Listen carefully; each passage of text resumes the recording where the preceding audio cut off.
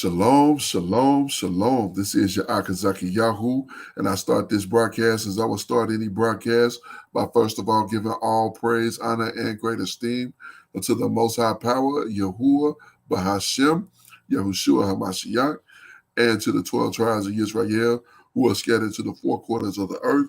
I say Shalom Wabaruki. That is peace and blessings.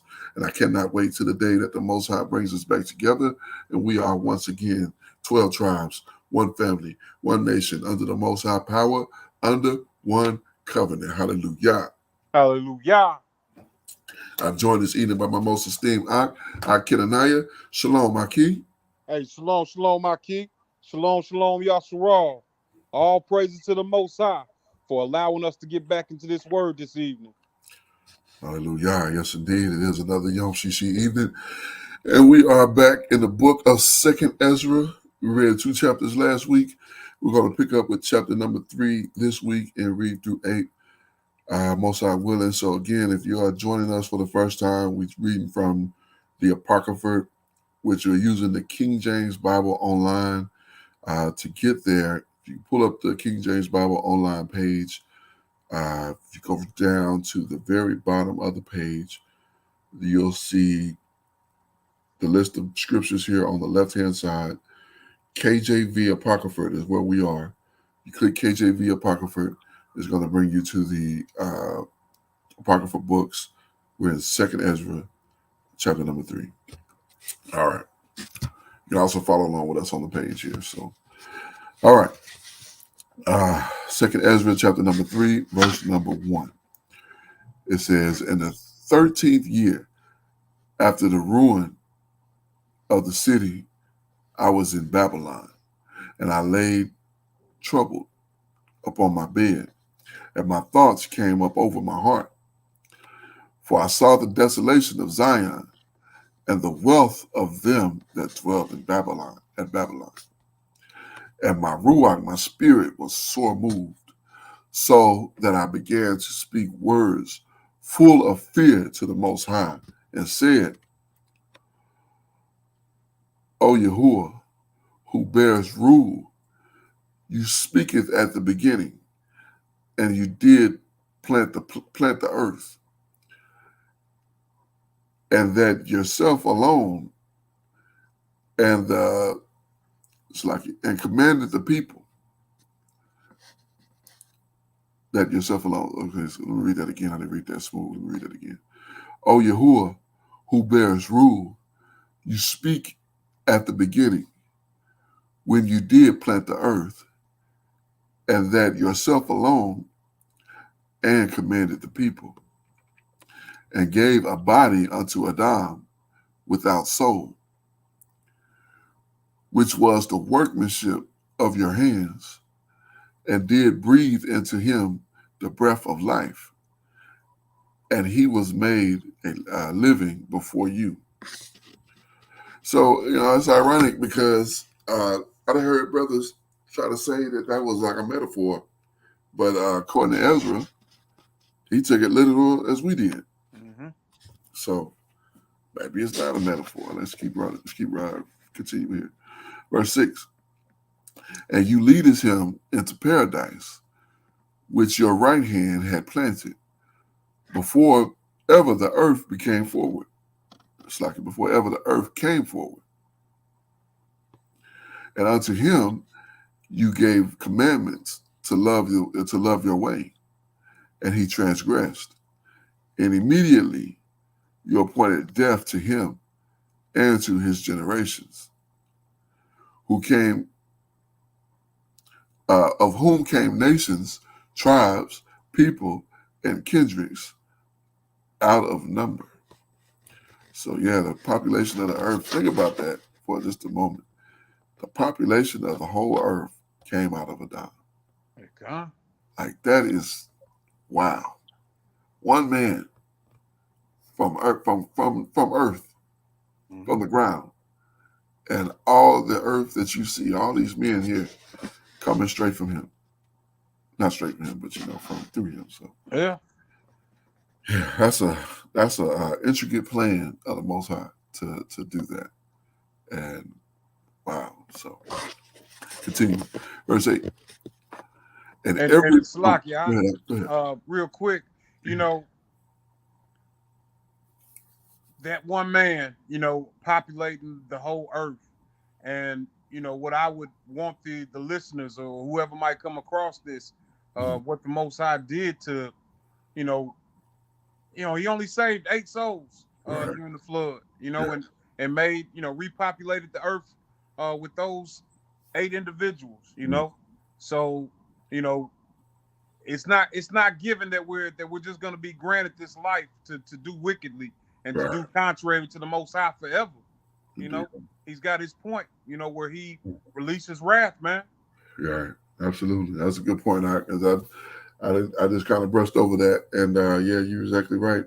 Because yes, he did start it with Adam, and from Adam we get Cain and Abel, and we know what happened in that situation. Cain killed Abel, and from there we get Seth as a replacement, and Mm-hmm. moving forward from Seth we get to Noah and his 3 sons, and then the whole earth is wiped out. And God. yeah, that's exactly what how we got to this side of the flood. So that was Mm-hmm. pre-flood. Now we post-flood now. So there's going to be a point when the fire comes, and God. right now we pre-fire. Then Mm-hmm. there's going to be a post-fire point. It's like now we post-flood. So yeah, and that's something that's going to be something to talk about on the other side of the fire. God. Hopefully we there. Indeed. Indeed. All right, continue in verse 8. And every people walk after their own will and did wonderful things before you. And what is it? Despised your commandments, yeah. And Mm-hmm. despised your commandments. And again, in process of time, you brought the flood upon them that dwell in the world and destroyed them. Yeah, he's recapping everything. God. This brother here. Verse 10. And it came to pass in every man of them that that as death was to Adam, so was the flood to these. Nevertheless, one of them you left, namely Noah and his house and his household, of whom came all righteous men. So the house of Noah came all righteous men. He's talking about Shem, of course. God. Shem was the righteous in the earth. Continue in verse 12.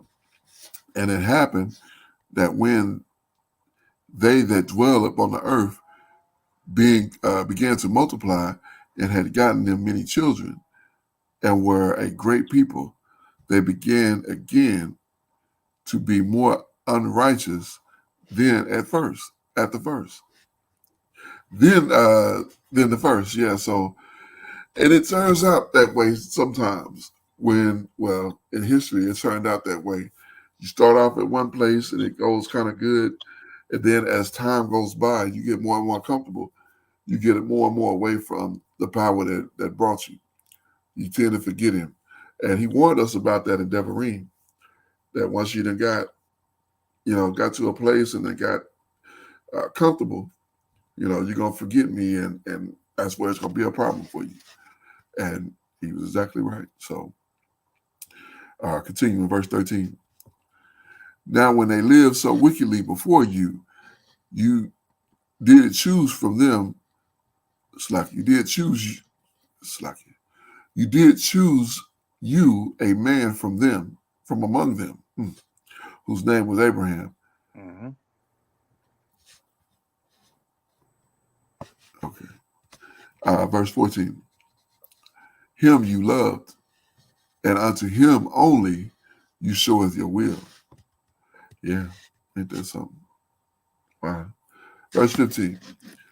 Uh, and made us an everlasting covenant with him, promising him that you would never forsake his seed.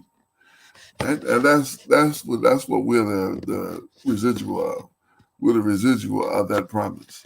Even God. though even though the Most High not dealing with us like he dealt with him, but he is, because he's doing it right here through this word. This is why we're here in this book, reading this history, trying to understand it, trying to get better with it so that we can serve our power better. That's not us doing that. That's him who put it in us to do that. Mm-hmm. You know what I'm saying? So don't think that, you curious, you click on this video or hear the voice of these brothers and it resonates with you. It's because it's not all of you. The Most High put this in us. It come. Yeah, he gave us this drive and this will to do these things. This is what that covenant is, Mm-hmm. as you mentioned. So, And yeah. and we saw Moshe make a similar plea Mhm. uh, to the Most High, invoking what he had told their fathers. Their fathers being Jacob, Isaac, Mhm. and Abraham. Right. Because in the first two chapters that we read in this first address, the Most High is saying he's getting ready to do away with these our people. Mhm. So Ezra is interceding. All Yeah. praises for this man. Hallelujah. Hallelujah. Indeed. Indeed. Yeah, it's wonderful to have, good men around, especially in a time when wickedness is so abound. Mm-hmm. Uh, I'll be honest, I've not been moved to, uh, you know, make an intercessory prayer or to offer myself for the nation. If I would ask a question, not to a rhetorical question, one that you wouldn't answer, just think about it. If I could not to be in the stead of a Messiah at all, please don't take me in that direction. But if somehow I could sacrifice myself, and this is just a question now, this isn't saying Yahoo, but somehow I could sacrifice myself for the good of my nation, would I do it? That's a question you got to ask yourself. Like, would you do that for your people? To know that your children and your children's children and their children will get the kingdom. Would you sacrifice yourself for that? And I think most people will come to the conclusion of no, because they're not sacrificing themselves now. So, but they do it for their children's children. Who knows? You got to ask yourself that question. So, continuing, verse 16. And unto him you gave it Isaac, and unto Isaac you gave it Jacob and Esau. As for Jacob, you did it choose him to you, and put by Esau. And so, Slacky, and put by Esau. Huh? Wonder why he said that. And put by Esau. Okay, continue. And so Jacob. Okay. Put by, almost put away type. That's the way I'm taking it. I like, Okay, yeah. because I'm like that's and put by Esau. You did choose Jacob and put by Esau. Mm-hmm. Put by meaning not choosing. Okay, gotcha. Mm-hmm. Okay, it makes sense. All right. So Yaakov became a great multitude. Yeah, we was talking about that before the call. Ah. The amazing numbers just on this side of the earth. The Americas. Just guesstimating. You know, numbers of our people uh, throughout this side here. So, verse 17. And it came to pass that when you leaded your seed out of Slaki, that when you led his seed out of Mizraim, you brought them up to Mount Sinai, and you bowed the Shamaims, and did set fast the earth, moved the whole world, and made it depths to tremble. And trouble is the men of that age. And your glory went through four gates of fire, Slaki. And your glory went through four gates of fire, and of earthquake, and of wind, and of cold, that you mightest gave the law unto the seed of Jacob, and diligence unto the generation of Israel. And yet took you not away from the wicked heart, that the law might bring forth fruit in them. For the first man, Adam, bearing a wicked heart, transgressed and was overcome, and so be all they that are born from him. Well, that's why it's such a difficult task, because he couldn't he couldn't keep it, and then that's passed down through us. But it's ironic because it's many and it's spoken in the script who did have a perfect a great heart, Mm-hmm. a perfect heart. Uh, Noah was counted among them. He said Abraham, Isaac, and Jacob was perfect. Didn't sin against the Most High. The three of them. That's three generations. That's like, but we far removed from that. Con. We've waxed worse, as a people, Yeah, not to say that it's not some brothers out here striving for righteousness, indeed, but as a collective, we've waxed worse. indeed, indeed. And it's sad. It's sad because reading this history, reading this information of where we came from and what they were doing and how they sought the Most High fully and completely, it's an embarrassment to see how things are now. And then even when you read a little further and you see how our people went off and earned ourselves captivity after captivity, time and time again. So continuing here, verse 22. Uh, to infam, uh, to in, is that infamy, infirmity? Infamy, con. Okay, so infamy was made Oh, permanent. Salakia, Oh, infirmity. infirmity, Salaki. Okay, thus infirmity was made permanent, Salaki, and the Torah also in the heart of the people, uh, with the with the majesty of the that's not majesty, Uh, Malignity. malignity, Salaki. I was close. With the malignity of root, indeed, told I. With the malignity of the root, so that the good departed away and the evil abode still. So, thinking that's a reference to the good departed away. I think that's a reference to Enoch Mm-hmm. and evil abode. So yeah, he left the people, and I may be mistaken with that.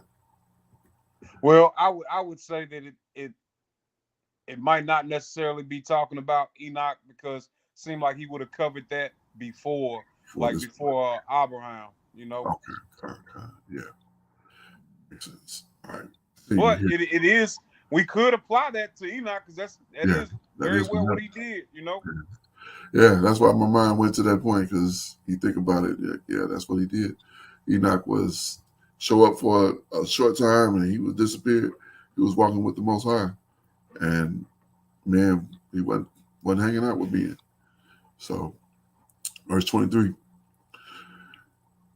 So it's times slacking.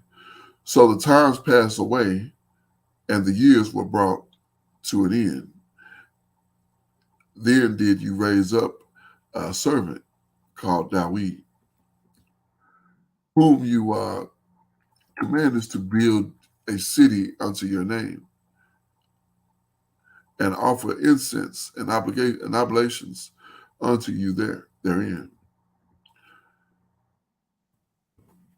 When this was done many years, then they that inhabited the city forsook it, and in all things did Slacky, and in all things, even as Adam and all his generations had done, for they also were a wicked heart, Mm-hmm.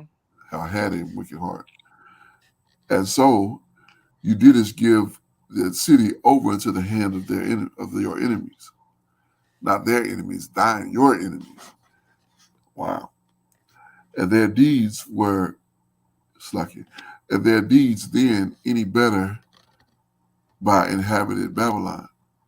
And their deeds then Are their deeds? slacking. My bad. I'm not saying that right. Are their deeds then any better that inhabited Babylon? That they should therefore have a dominion over Zion. For when I came there and had seen uh, im- implies, Uh, im- Impetes. impeties. I don't know what that word means. I'm thinking that's got to be like sin or something similar to sin, but I'll look it up here. Without number, then my soul saw many evildoers in the 30 in this 30th year, so that my heart failed me. Yeah, so I'm thinking that's what it is. Empathies. You know what? Let me just click on this. Some of these terms are just old terms that we don't use. Yeah, con. Empathies. Okay. Lack of pity, Um. Yeah. piety. Okay. Yeah, you're right. Piety or Okay. reverence. Con. Okay. Especially for okay. Yeah. So yeah. So basically, sin is basically what it is. Because when you don't reverence the Most High, yeah, you can do anything. Mm-hmm. You know what I'm saying? So all right. Verse 30. For I was like it. For I have seen how they suffered them sinning, and have spared wicked doers, and have destroyed your people, and have preserved your enemies, and have not signified it. Mm-hmm. I do not remember how this way may be left. Are they then of Babylon better than they of Zion?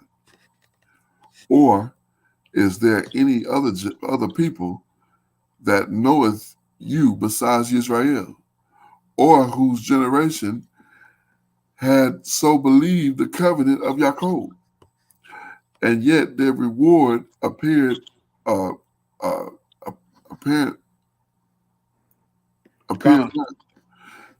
Okay, appeared, and yet their reward appeareth not, and their labor have no fruit. For I have gone here and there through the heathen, and I see that they flow in wealth, and I think upon your commandments. And it's like, let me read that again. And yet their reward appeareth not, and their labor have no fruit. For I have gone here and there through the heathen, and I see that they flow they flow in wealth, and think not upon your commandments. So they prospering, basically saying they prospering, but they don't deal with you. They're not dealing with your commandments. They're not keeping your ways. Con. They're not set apart people. But yet they got all this stuff. Verse 34. See, and the reason I'm not, let me finish this out here. Weigh you therefore our wickedness now in the balance, and theirs also that dwell in the world. And so shall you name no slacky, and so shall your name nowhere be found but in Israel. So who dealing with the Most High? Who the Most High dealing with? The Israelites. That's the relationship. the Most High, the power of Israel, and the Israelites. Not these other people. That's what he's writing here.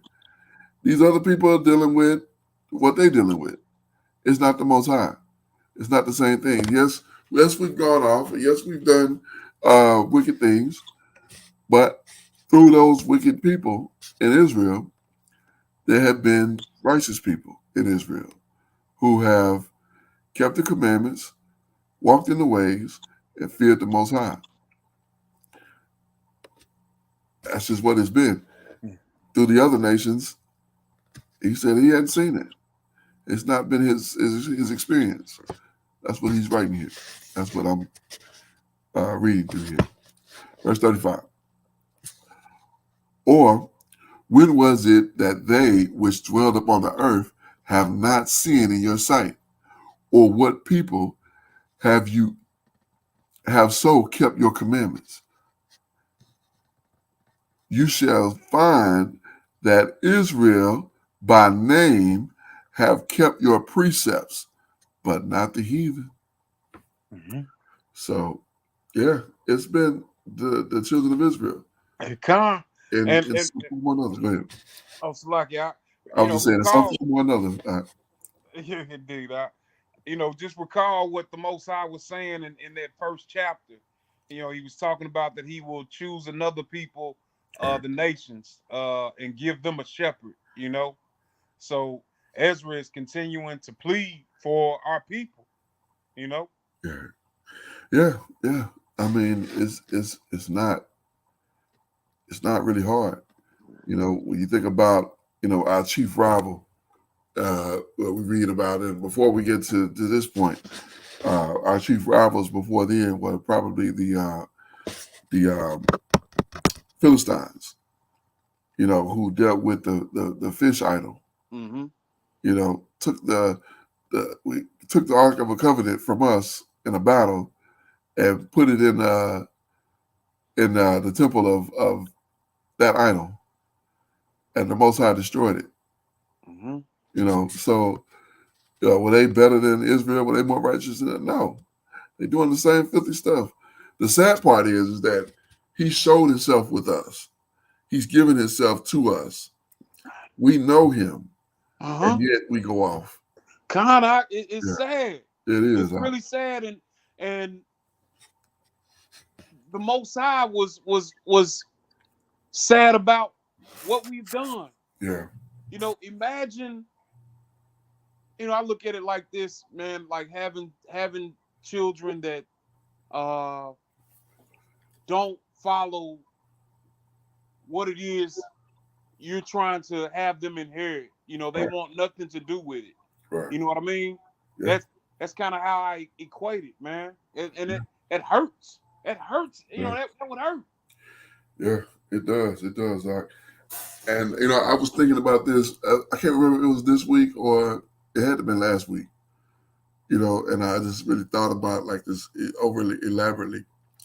So think about a husband who takes a wife, marries his woman, have this nice ceremony in front of the people, and it's beautiful. She got this beautiful dress on, and he doing his part, he looks his part, and they have this elaborate wedding. They have this elaborate reception. There's singing, there's dancing, there's celebration, all of this beautifulness. And then they go into the marriage chamber, and they make it official, and they come out, and they have a time together. And then uh, after that, he goes off to work to do his labor. And when he goes off to do his labor, she get somebody else coming here, come here, come. You know what I'm saying? Like you think about that and just paint that picture. Just put that in your, what I'm saying. Go through that in your mind. And he off the labor, and she bringing another into the house. And not only that, not only does she bring him into the house, but she know when he coming home. Mm-hmm. She don't even have the decency to get the man out before her husband get home. The husband get home and the man is in the house with her, and she's so arrogant about it. They not even out the bed. They in the bed. So the husband walk in, and she just looks at him like, "What you doing here? What you doing in my house for?" But it's his house. You came a part of his house, and this is what you doing with this man who loved you enough to make you a wife, to make you his wife, and you just disregard his everything that he's giving you that much that you'll disrespect him to his face like that. And that's effectively what Israel has done to the Most High. Disrespected him to his face with him looking right at us. And, you can't even be mad at him for getting mad, for getting angry. Kind You know, chosen different lovers, Yeah. and adulterous people. Yeah, right in his face. Like, you can't do it behind his back. So everything you do is in his face. All right, continuing here. Chapter number 4, verse number 1. The book of Second Ezra, Slaki, chapter number 4, and verse number 1. I hope that wasn't too graphic. Verse 1.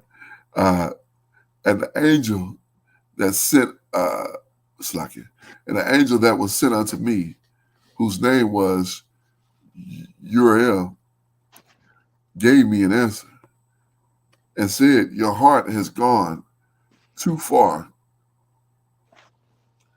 in this world, and think you to comprehend the ways of the Most High." Like, how you gonna deal with the way that the Most High have set up things, brother? You too far gone. Verse 3. Then said I, "Yea, my master." And he answered me and said, "I am sent to show you 3 ways, and set forth 3 similitudes before you. Wherefore, if you can declare me one, I shall show you also the way that you desire to see, and I will show you from where the wicked heart came or cometh." And he said, and I said, "Tell on, Adonai." Then said he unto me, "Go your way, weigh me the weight of fire, or measure me the blast of the wind, or call me again the day from that is past." Wow. He said, "Weigh me, uh, weigh me the weight of fire." Like, what does fire weigh? Or measure me the blast of the wind. How much wind is bro? These things are way over our head. The stuff that we see on a daily basis, but you can't even begin to even contemplate how these things go about. And recalling the day from the past, he's talking about time travel. That's something we ain't got nowhere close to as mankind, and any inventions that we done dealt with. You think a traffic light can compare to recalling the day from that has already gone? Not at all. Not at all. Not even close. Not even close. Continuing, verse 6. Then answered I and said, "What man is able to do that you speaketh as such things of me?" Like, man, I can't do that. No man can do that. This stuff that you're talking about is way above a pay grade of a man. Verse 7. And said he unto me, "If you should ask how great how great dwellings let me start that over. And he said unto me, if I should ask you how great dwellings are in the midst of the sea, or how many springs are in the beginning of the deep, in the beginning of the deep, or how many springs are above the firmament, or which of these, which uh, which are the outgoing of paradise. So yeah, he asked him things that he can't even contemplate, let alone answer. You can't even spitball an answer on any of those things. You just throw out a number, but you 10, 12, 20. I mean, who knows? Verse 8, we sure know there's no, you can just guess that you couldn't possibly, it's probably a number that you can't even, hey, who knows? Who knows? Verse 8, peradventure, you will say unto me, I never went down to the deep, nor as yet unto Sheol, neither did I ever climb up unto Shamaim. Nevertheless, now have I asked you, but only of the fire and the wind and the day therewith you had passed, and of things from which you cannot be separated, and you can, and yet you have no answer for them. You can't even tell me this is stuff you deal with on a daily basis. You can't even give me no understanding on it. Huh? Yeah, he trying to humble. He trying to get him. I wouldn't say humble him, but he's trying to make him understand that you're dealing with things that are far above you. Mm-hmm. That's really what he's trying to help him understand. I don't think Ezra was saying this out of from a place of in humility. He was just really trying to say, "Hey, I get it, but we not are we that bad? I mean, I'll say yes, we that bad because we got to know better. We got to do better. But uh, these punishments have been great, and for Ezra to live through it, I mean, we've lived through it. Mm-hmm. We kind of came up on the back end, being born in the '70s. Uh, it's a little bit different. But if we had been born in the '30s or the '40s, it'd have been a different situation. If we'd have been born 100 years before, it'd been a whole different situation. But you know, uh, my children born in the 2010s, 2010, 2013. This it's a whole different perspective for them because everything is different than what we grew up with. So, Mm-hmm. verse 10, he said, "Moreover unto me, you, your own things and such as grow up in these with you cannot you know. How can your vessel be able to comprehend the ways of the highest, and the world being now outward corrupted, the understanding and corrupt, Salakia, understanding the corruption that the intend evident in your sight." So, how should your vessel be able to comprehend the way of the highest, and being an outwardly corrupted, to understand the corruption that is evident in my sight?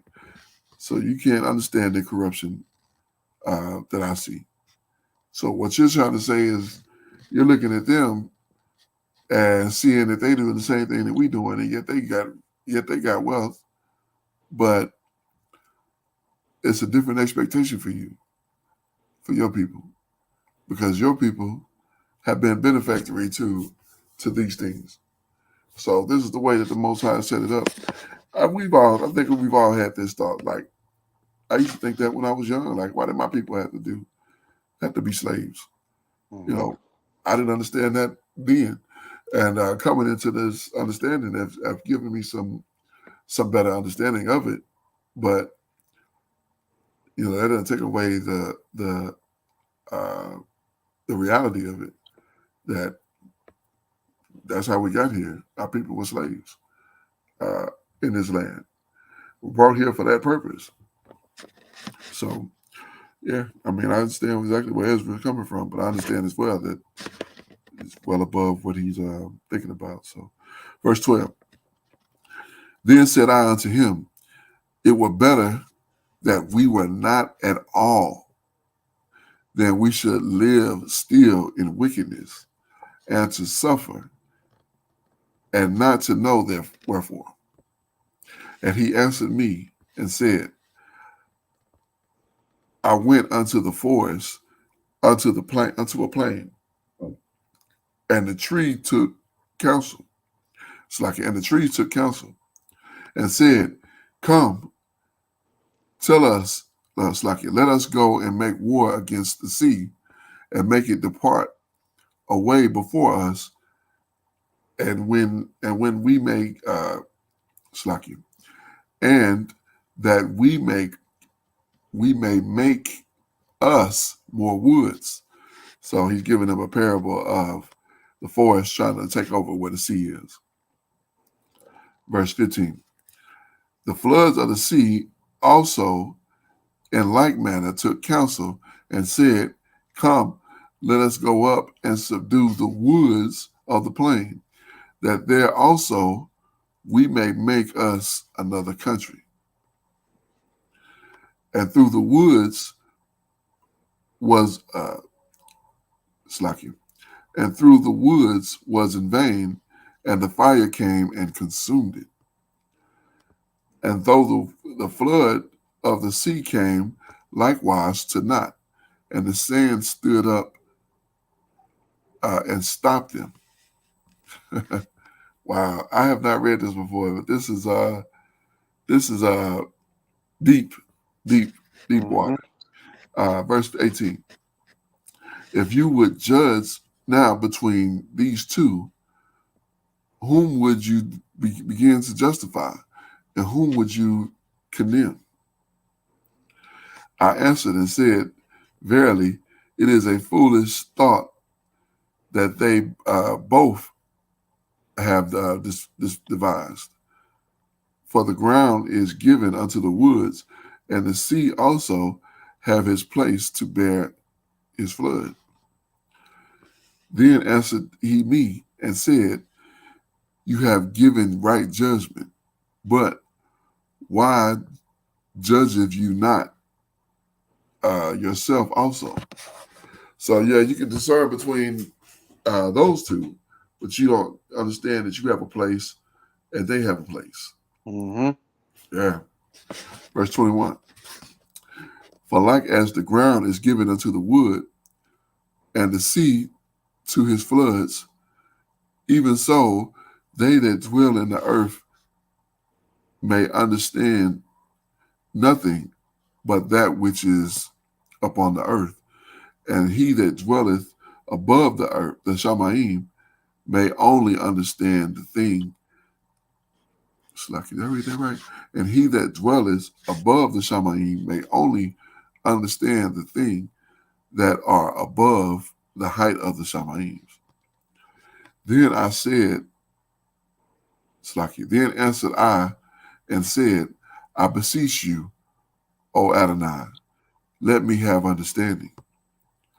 For it was not my mind to be curious of the high things, but of such as pass by us daily, namely, wherefore Israel is given up as a reproach to the heathen, and for what cause the people whom you have loved is given over unto unrighteous nations, and why the Torah of our forefathers is brought to naught, and written covenants come to none effect.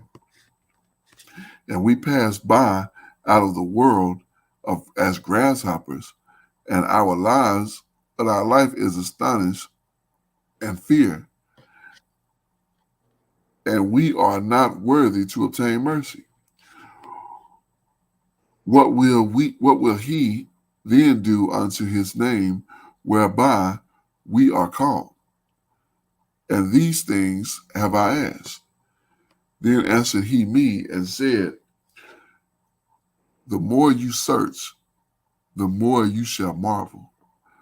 For the world have fast to pass away, and cannot comprehend the things that are promised to the righteous in times to come. For this world is full of unrighteousness and infirmities. But as concerning the things wherefore you ask me, I will tell you. For evil is sown, but destruction thereof is not yet come. That therefore that which is sown be not turned aside, be not turned upside down. And if the place where the evil is sown pass not away, then cannot it come and sow with good. Hmm. Then cannot it come and sow with good? Huh.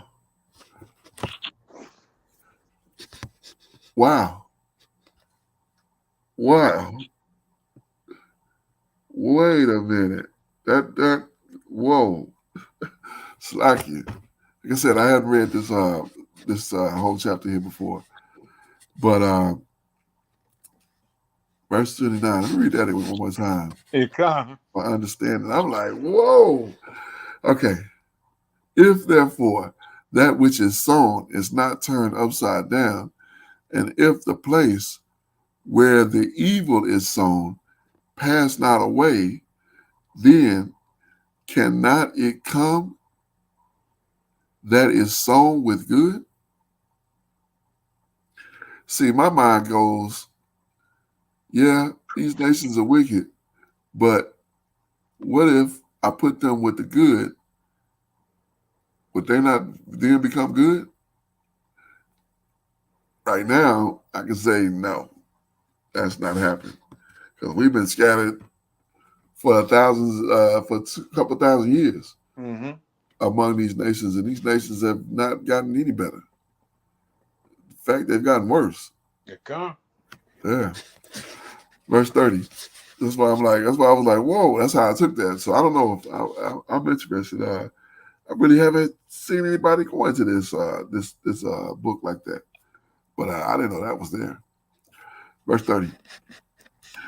For the grain of evil seed have been sown in the heart of Adam from the beginning, and so much unrighteousness have he brought up unto this time. And how much shall it yet bring forth unto the time of threshing come? So he's talking about the harvest.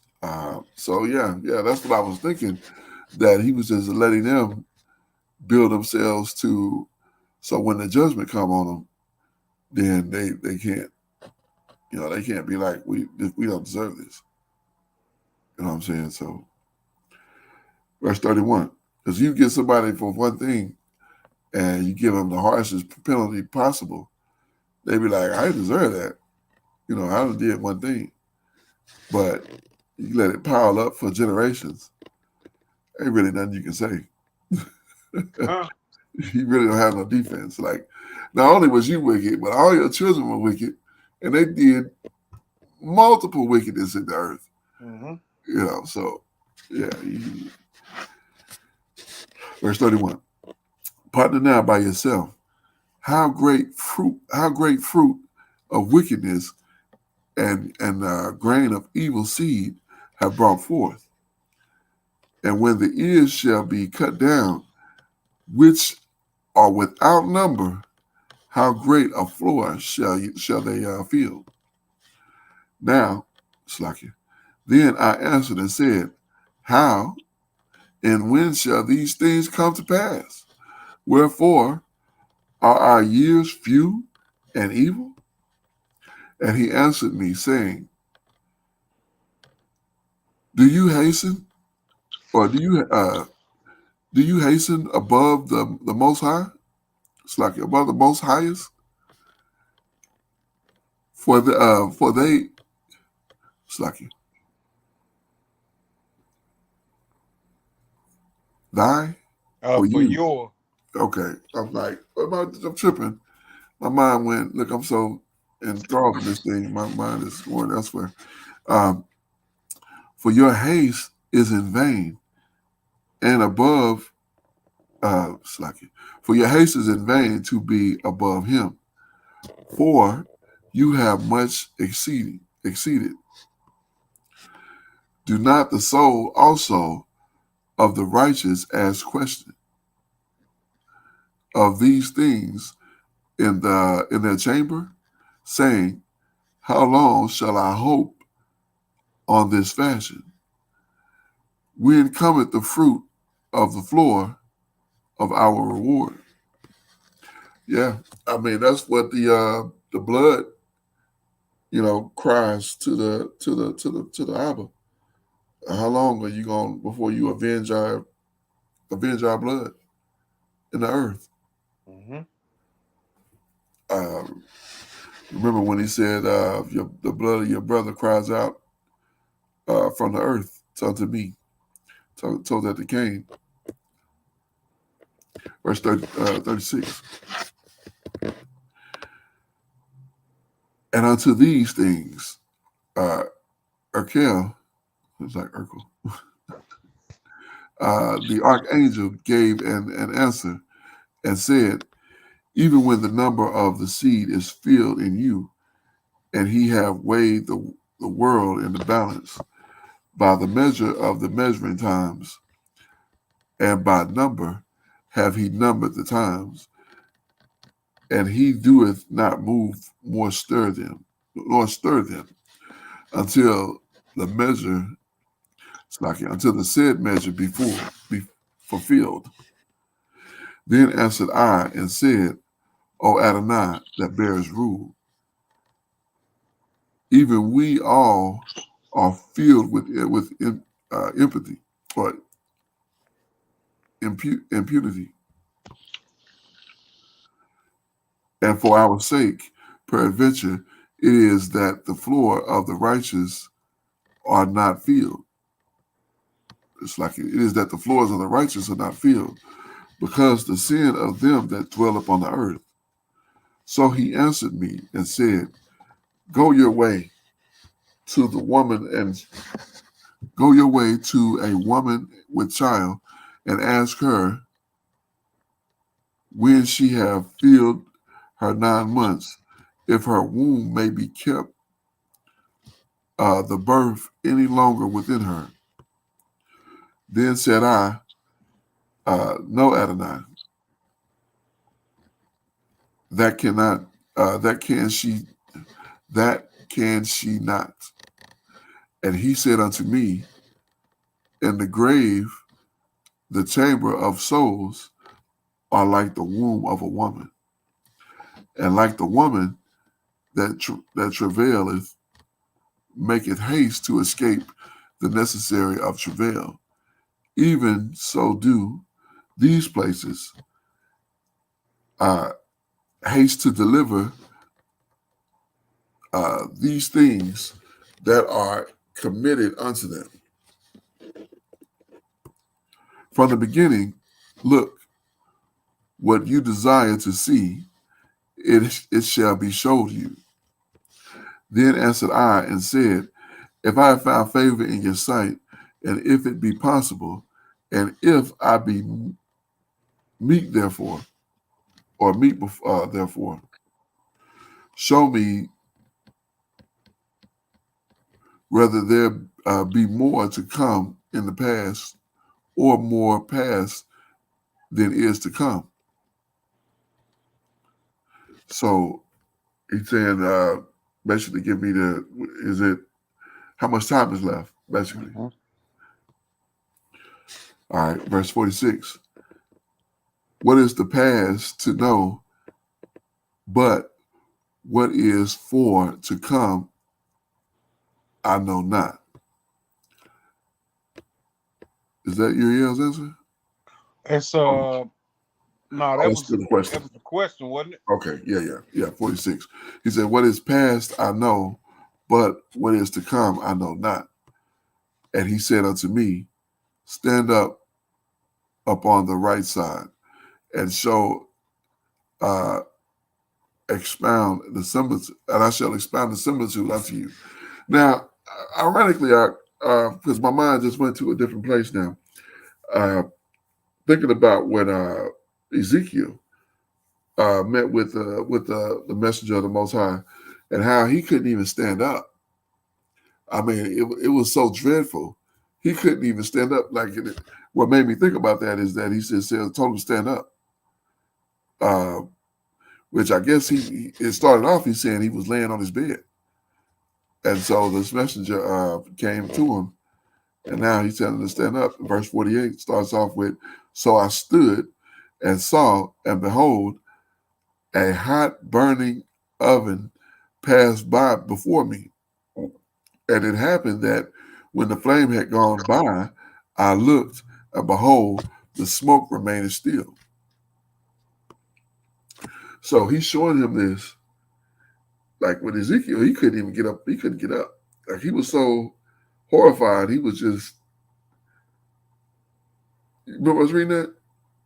Uh, yeah, Khan. He was so frightened by what he had seen. Yeah. See, here it's ironic. It's kind of like more of a, what you think about, what you see on TV, like the angel come and he's like a man and somebody that you might recognize from, actor, and it's something so soft and smooth. That's kind of like what this is. How he's explaining it, but he's hitting them with real hard stuff, but it's not near what Ezekiel experienced. Ezekiel was like, man, I don't want to see an angel. But read his account. Uh, Continuing here, verse 49. After these, after these were, after these here, my goodness, there, after these there passed before me a watery cloud and sent much rain with a storm. And when the stormy rain was past, the drops remained still, and said unto me, consider with yourself, as the rain is more than drops, and as the fire is greater than the smoke. But the drops and the smoke remain behind, so the quality or quantity which is past do more exceed, or did more exceed. Then I prayed and said, may I live, thinketh you, until that time, or what shall happen in those days? He answered me and said, as for the tokens whereof you have asked me, I may tell you of them in part, but as touching your life, I am not sent to show you, for I do not know it. Yeah, this is way Mm-hmm. deeper than I thought it was. I didn't know what was in here. Honestly, I don't even recall many precepts from these books. From this book, especially the second Ezra. Uh, I think I've seen some used, but so I can continue with chapter 5, verse 1. Nevertheless, as it came, uh, nevertheless, as coming the tokens, behold, the day shall come that they which dwell upon the earth shall be taken in great number, and the way of truth shall be hidden, and the land shall be barren of faith. It sounds like times we living in now. Yeah, Uh, but also remembering that when Mashiach walked the land, you know, he couldn't find much faith in the land at all either. right. Indeed, indeed. Where's that where it says that there will be a famine of word, not a Uh famine of food, but a famine of word. huh. It's in the new. It's in the. I forget. I want to say it's in the prophets. I can't remember where. Look, I'm going to have to look it up now. I want to say Mashiach said that. Not a family bread, but the word of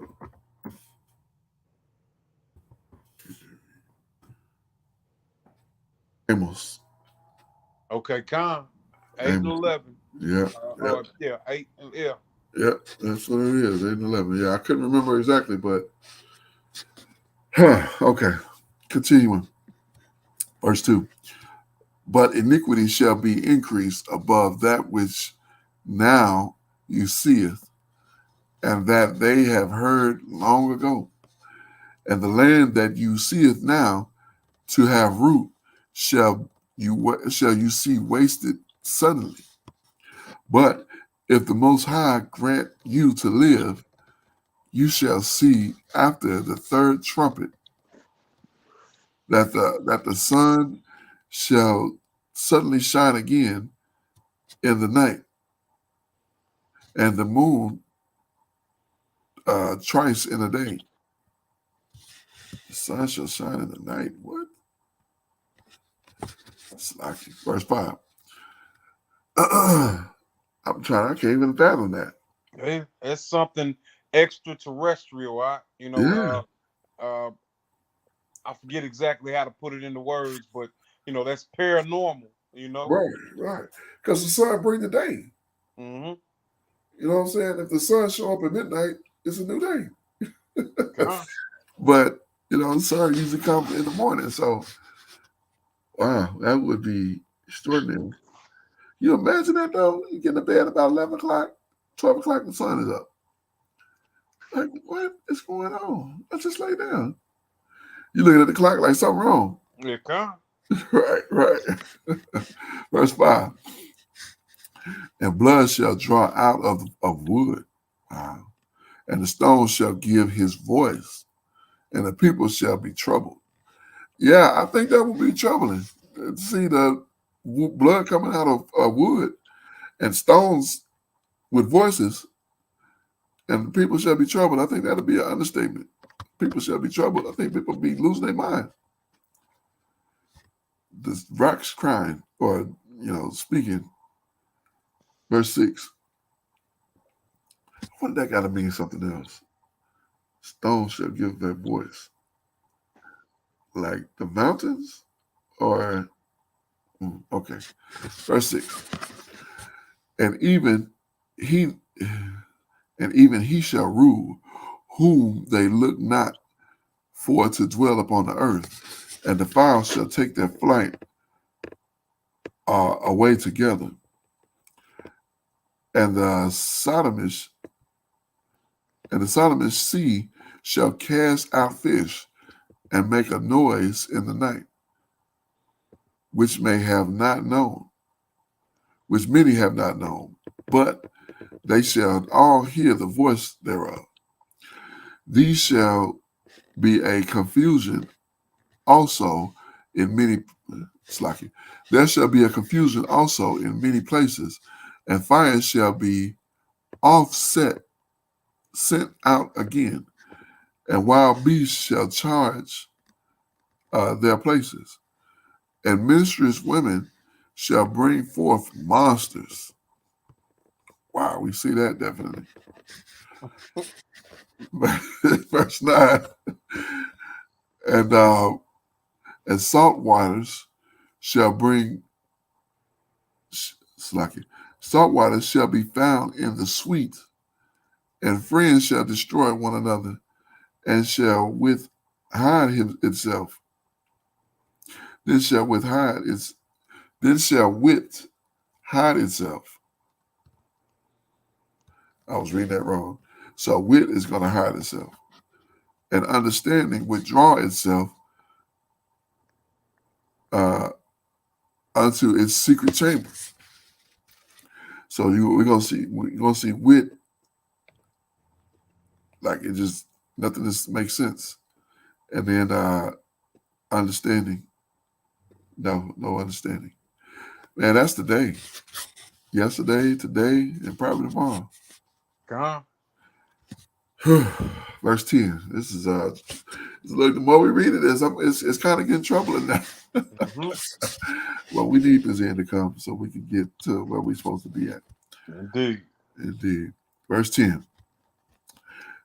Uh, and shall be sought of many, and yet not be found. Then shall the righteous and the uh, in inconstancy, Inconsistency. inconstancy be multiplied upon the earth. So I keep what is it? Inconstancy. Then shall unrighteousness and inconstancy. I said that wrong. That's why it didn't make sense to me. He said, then shall unrighteousness and inconstancy be multiplied upon the earth. So that's just, I'm sure, another term for wickedness. Mm-hmm. Well, incontinent, uh, you know,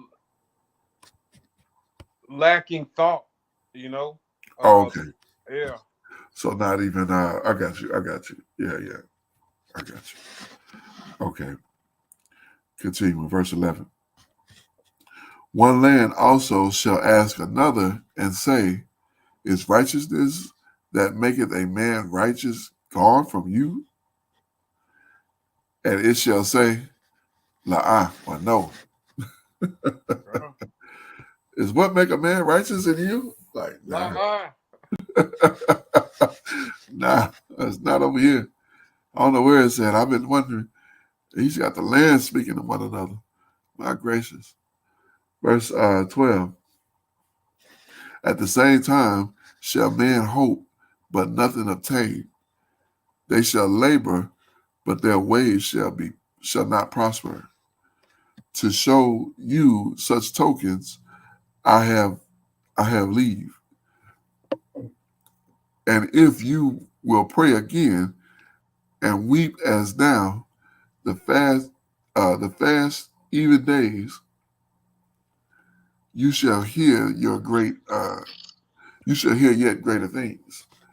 So he's telling them, if you'll sacrifice yourself, you'll get more information. Wow.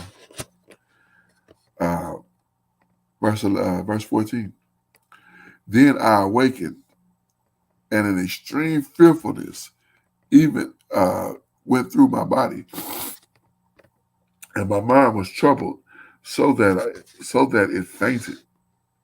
Yeah, I imagine so. I said I was getting troubled reading that, and I'm getting stopped up. Verse 15.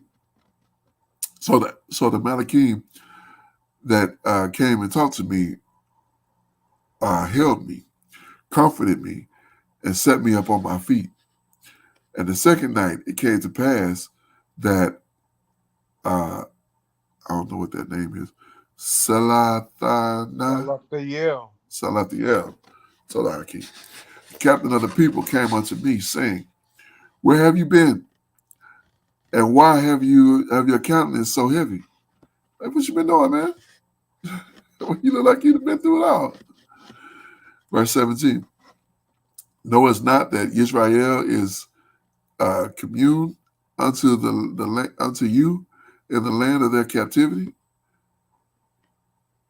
Up then and eat bread, and forsake us not, as the shepherds that leave the flock, as the shepherds that leaveth his flock, the head of the crew wolves, in the hand of cruel wolves. Let me read that again. Uh, start from the beginning, verse 18. Up then and eat bread, and forsake us not, as the shepherd that leave his flock in the hand of cruel wolves. Then saith I unto him, go your way from me, and come not near me. And he heard what I said and went from me. And so I fasted 7 days, mourning and weeping, like Uriel Malachim commanded me. The Malachim commanded me, or the Malach commanded me. And after 7 days, so it was The thought of my heart was very grievous upon me again, and my soul uh, recovered the spirit of understanding, and I began to talk with the Most High again, and said, O Yahuwah, that bearest rule of even wood of the earth, and all the trees thereof, you have chosen one. You have chosen you one a vine. Slacky, my bad. Let me restart this. Let me read this here. You have chosen you only one vine, and of all the lands of the whole earth, of the whole world, you have chosen you one pit, and of all the flowers, you have one lily. All the flowers thereof, one lily. And of the depths of the sea, you have filled three. You have filled one. You Filled you filled one you river. con. Slacky. Oh, I don't know why I'm getting so jumbled here. Uh, and of all builded cities, you have hollowed Zion unto yourself. And of the fowls that are created, you have named you one dove. And of the cattle that are made, you have provided you one sheep. And among the multitudes of people, you have gotten you one people. And unto this people, whom you loveth, and gave law that is approved of all. Yeah, that law is approved of all. You know, you think about uh, the Torah. Torah should be universal. Mm-hmm. I mean, it really is, but it is, but it's not practiced as it should be And universal. con. Everybody doesn't take hold of it, and even those who were uh uh Commanded. entered into that covenant, you Yeah, know. yeah, yeah, indeed. As people just go off. It talks about just not just decent just decent human behavior Uh-huh. is what the Torah gives us. You know, respecting our elders, uh, being well one with another, and respecting our power. But yeah, that's what it is. Continue, verse 28. And now, O Yahuwah, who have given one people over unto many, and upon one root have you prepared others.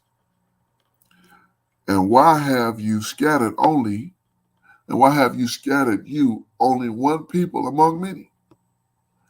And they which do gainsay your promises and believe not your covenants have trodden them down. If you did so much hate your people, yet shouldn't you punish them with your own hands? Um, didn't we read in Telahim, Dawid said, the wicked which is your sword, Yeah, con. I, or your sword which is your wicked which is the sword. Yeah, we read that in Telahim. Slaki, verse 31. Now, when I had spoken these words, the Malachim, or the Malach that came to me the night afore, was sent unto me, and said unto me, Hear me, and I will instruct you. Hearken to the things that I say, and I shall tell you more. And I said, Speak on, Adonai. Slaki, 1 second. 1 second. All right. Speak on, Adonai. Then said he unto me, You are sore troubled in mind for Israel's sake. Lovest you that people better than he made them. You love them better than he made them. Mm-hmm. Wow. My gracious. Verse 34. And I said, no, Adonai, but for very grief have I spoken, and my ruin pains, Slacky, and my ruins pain me every hour while I labor to comprehend the way of the Most High and to seek out part of His judgment. And He said unto me, you cannot. And I said, therefore, wherefore, Adonai, whereunto was I born there? Or why was it not my mother's womb that my grave, Slacky, look, he going into Job here now. Or why was not my mother's womb then my grave, that I may not have seen the travail of Jacob and the wearisome toil of the stock of Israel? Yeah, I felt that way. I felt that way indeed. And he said unto me, number me the things that are not yet come. He always hit up with some incredible, impossible, like, number for me the things that are not yet. What? What are you talking about? I don't know. I can't Right. answer that. That's his point. Like bro, you don't know what you know. You don't know what you're thinking. You don't even know what you're thinking about right now. Gather me together the dross that are scattered abroad. Make me the flower green again that are withered. What the Most High do every season? How do you do that? I don't know. Verse 37. Open me the places that are closed, and bring me forth the wind that in them are shut up. Show me the image of a voice, and then I will declare unto you the things that you labor to know.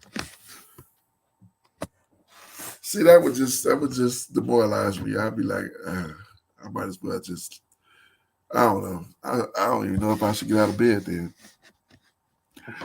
Verse 38.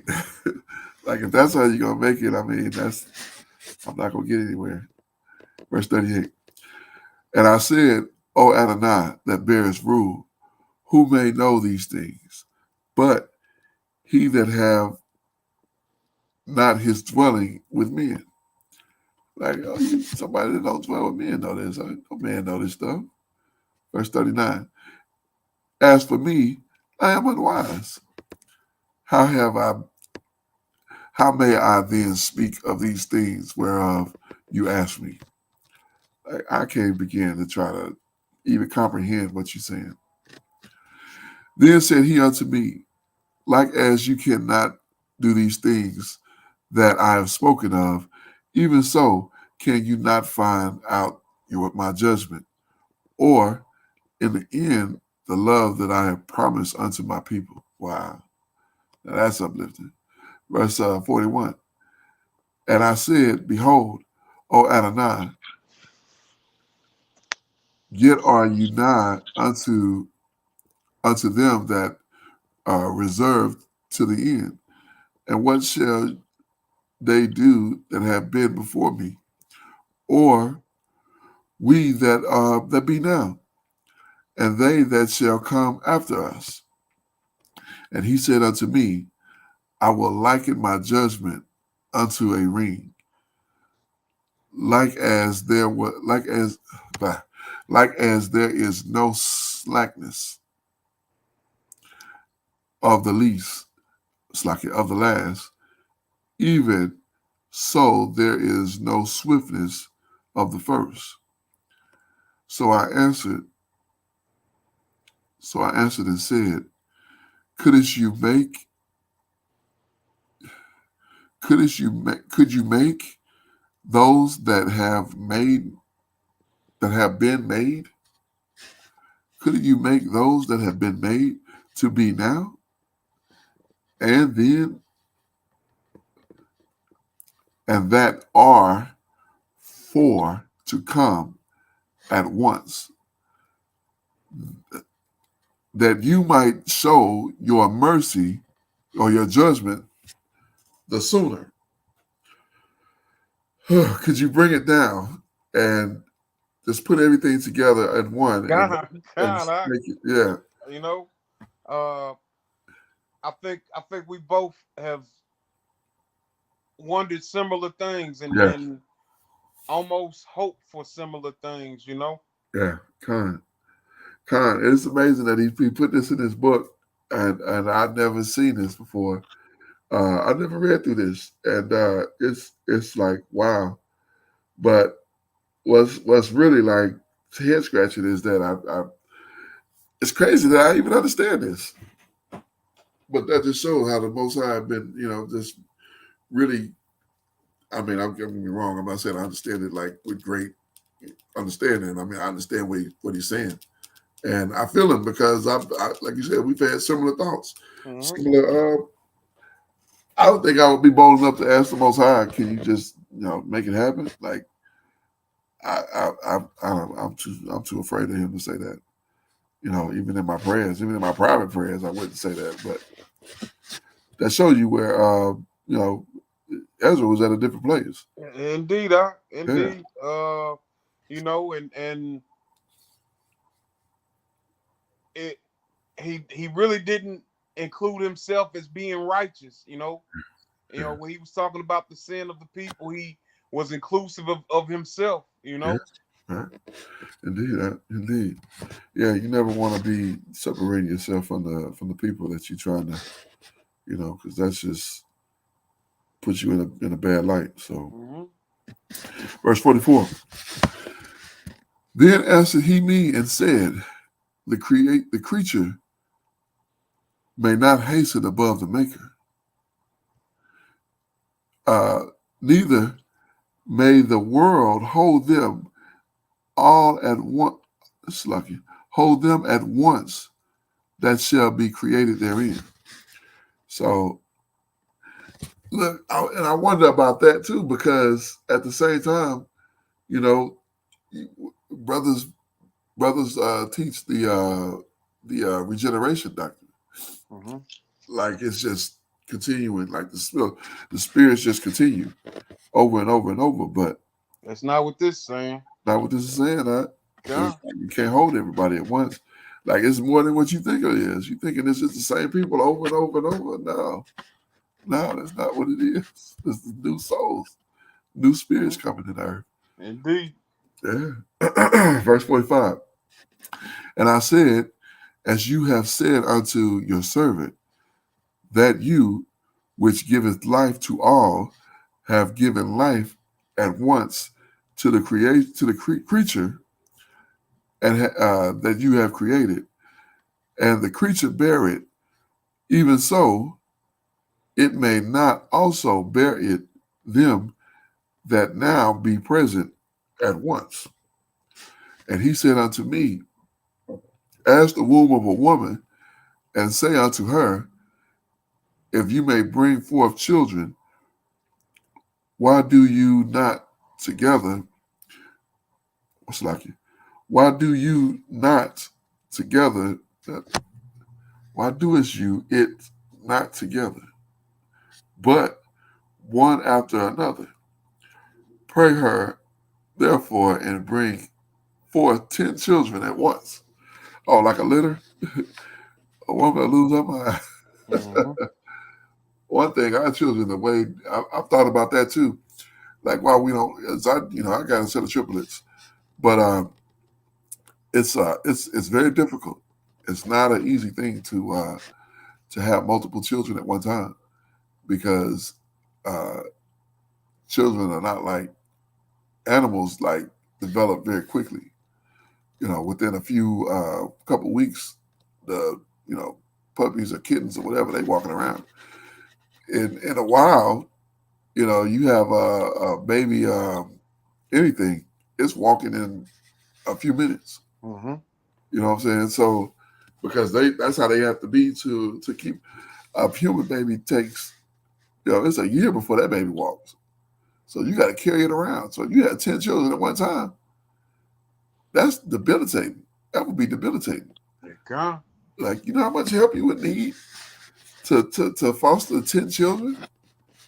Like, a mother and father couldn't do that. So, continuing, verse 47.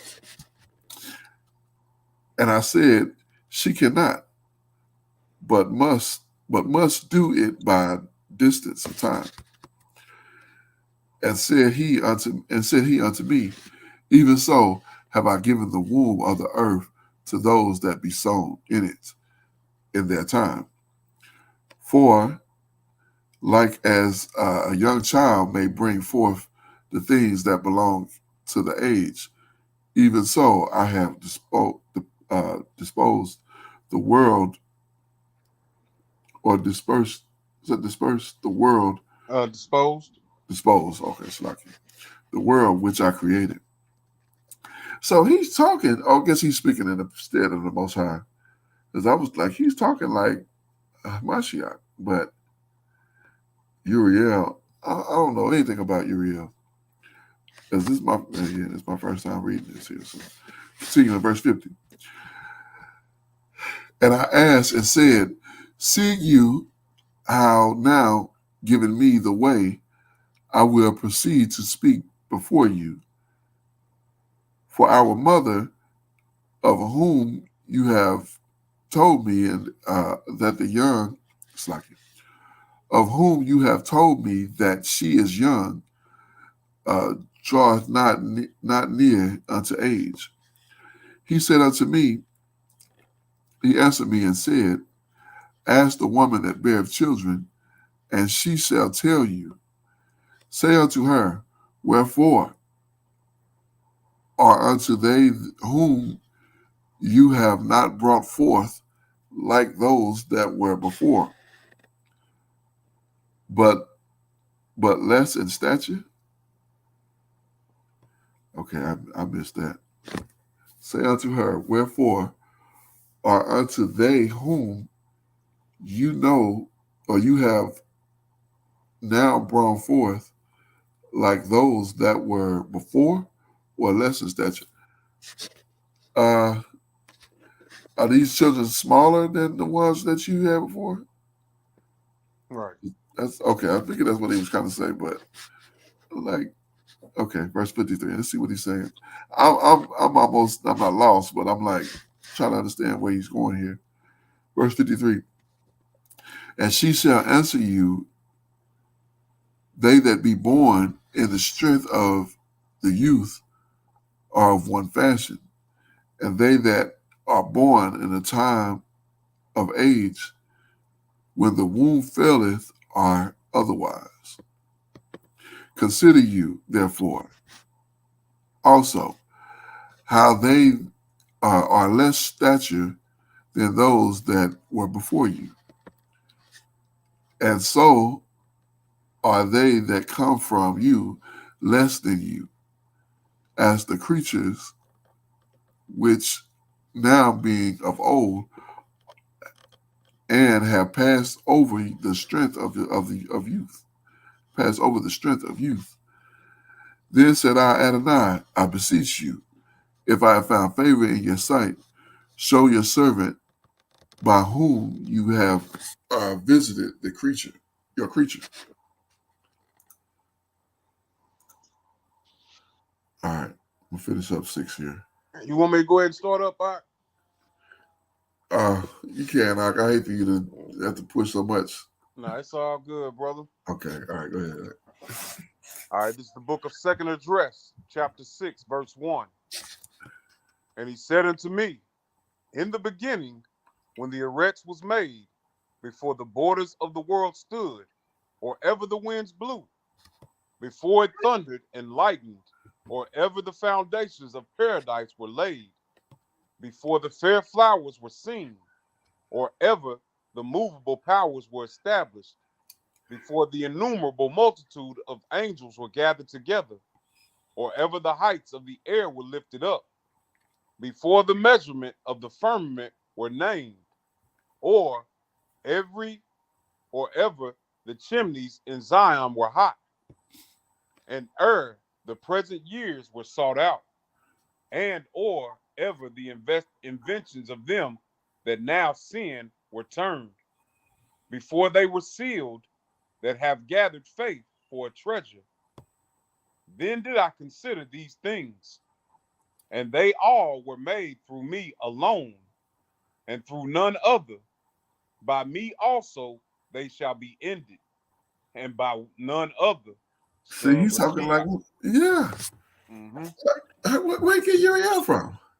Well, here's the thing, he's speaking to Uriel, but it's the words of Yahweh, and Wow. to be more specific, the Messiah, Okay. in that Yahweh, Okay. right? Okay. That makes sense. Yep. That makes sense because that's exactly what we how he's answering this. Con. Yeah. Verse 7. Then answered I and said, what shall be the parting asunder of the times? Or when shall be the end of the first, and the beginning of it that floweth?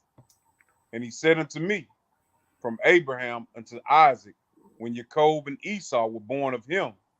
Jacob's hand held first the heel of Esau, for Esau is the end of the world, and Jacob is the beginning of it that floweth.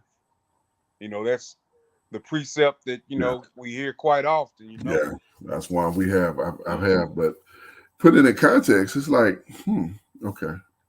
All right, verse 10. The hand of a man is betwixt the heel and the hand. Other questions, Esdras, ask you not. So, don't ask me nothing else. Gotta close it up. Verse 11. You had something, Mark? I was saying he was like, close it up. That's it. Yeah, indeed, indeed. Verse 11. I answered then and said, O Yahweh, that bearest rule, if I have found favor in your sight, I beseech you, show your servant the end of your tokens, whereof you shouldeth me part the last night. So he answered and said unto me, stand up upon your feet, and hear a mighty sounding voice. And it shall be as it were a great motion, but the place where you standeth shall not be moved. And therefore, when it speaketh, be not afraid, for the word is of the end, and the foundation of the erects is understood. And why? Because the speech of these things trembleth and is moved, for it knoweth that the end of these things must be changed. And it happened that when I had heard it, I stood up upon my feet and hearkened, and behold, there was a voice that spake, and its sound, it's Mashiach, and its sound of it was like the sound of many waters. So, Wow. knowing that Yahweh is a God, is unified. Right. Uh, the Father has a specific voice that sounds Mm-hmm. like thunder. Mm-hmm. Uh, the Ruach has a voice that sounds like the trumpet, Mm-hmm. and the Son's voice sounds like the voice of many waters. Mm-hmm. So, this is indeed Mashiach. Wow. Verse 18, and it said, behold, the days come that I will begin to draw nigh and to visit them that dwell upon the erects, and will begin to make inquisition of them, what they be that have hurt unjustly with their unrighteousness, and when the affliction of Zion shall be fulfilled, and when the world that shall begin to vanish away shall be finished, then will I show these tokens. The book shall be opened before the firmament, and they shall see all together. And the children of a year old shall speak with their voices, and the women with child shall bring forth untimely children of 3 or 4 months old, and they shall live and be raised up. So this is, you know, a child being, it happens now, Yeah. premature babies. Right. So, this is something that's going to happen, more so in the future, Yeah, kind. Verse 22. I guess I'm saying like gonna happen more so in the future. It's actually this was speaking about the time that we're living in now. Now that I Yeah, think about it, yeah, yeah. Yeah, I'm thinking it will be more and more. We'll see it more and more. But I mean, we see crazy stuff like this. You know, you had the McGee's who had the 8 children. You know what I'm saying? Six children. My bad, 6 children at once. Sextuplets. Like that's unheard of. mm-hmm. Uh, and when my triplets were born, she carried them 29 weeks and a few days. We were on our way to 30 weeks. And what was it 29? It might be 24 weeks. It may be 24 weeks.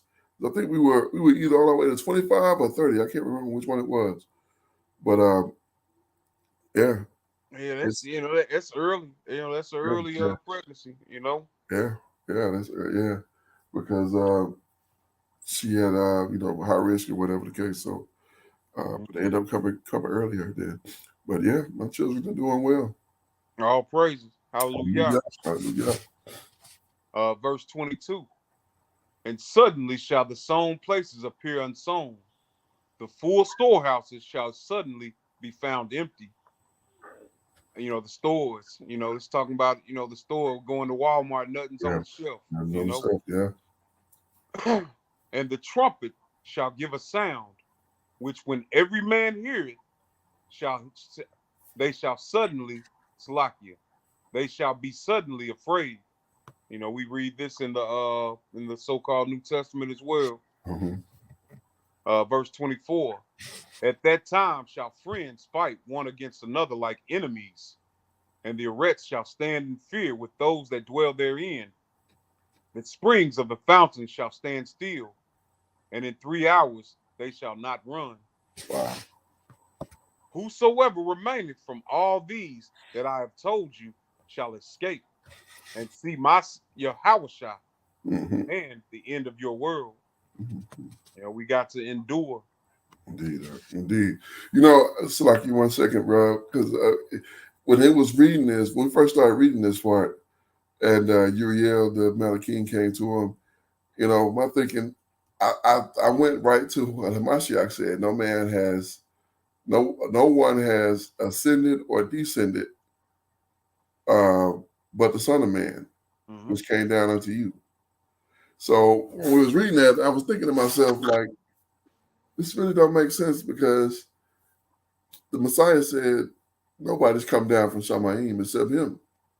So, which make me even think about was it Daniel when he said he he had to deal with the Prince of Persia? Yeah, Khan, that was Mashiach as well. Yeah. So all these instances have been Hamashiach. Indeed. Mm-hmm. Wow. That is That's deep. yeah, that is like wow. Khan.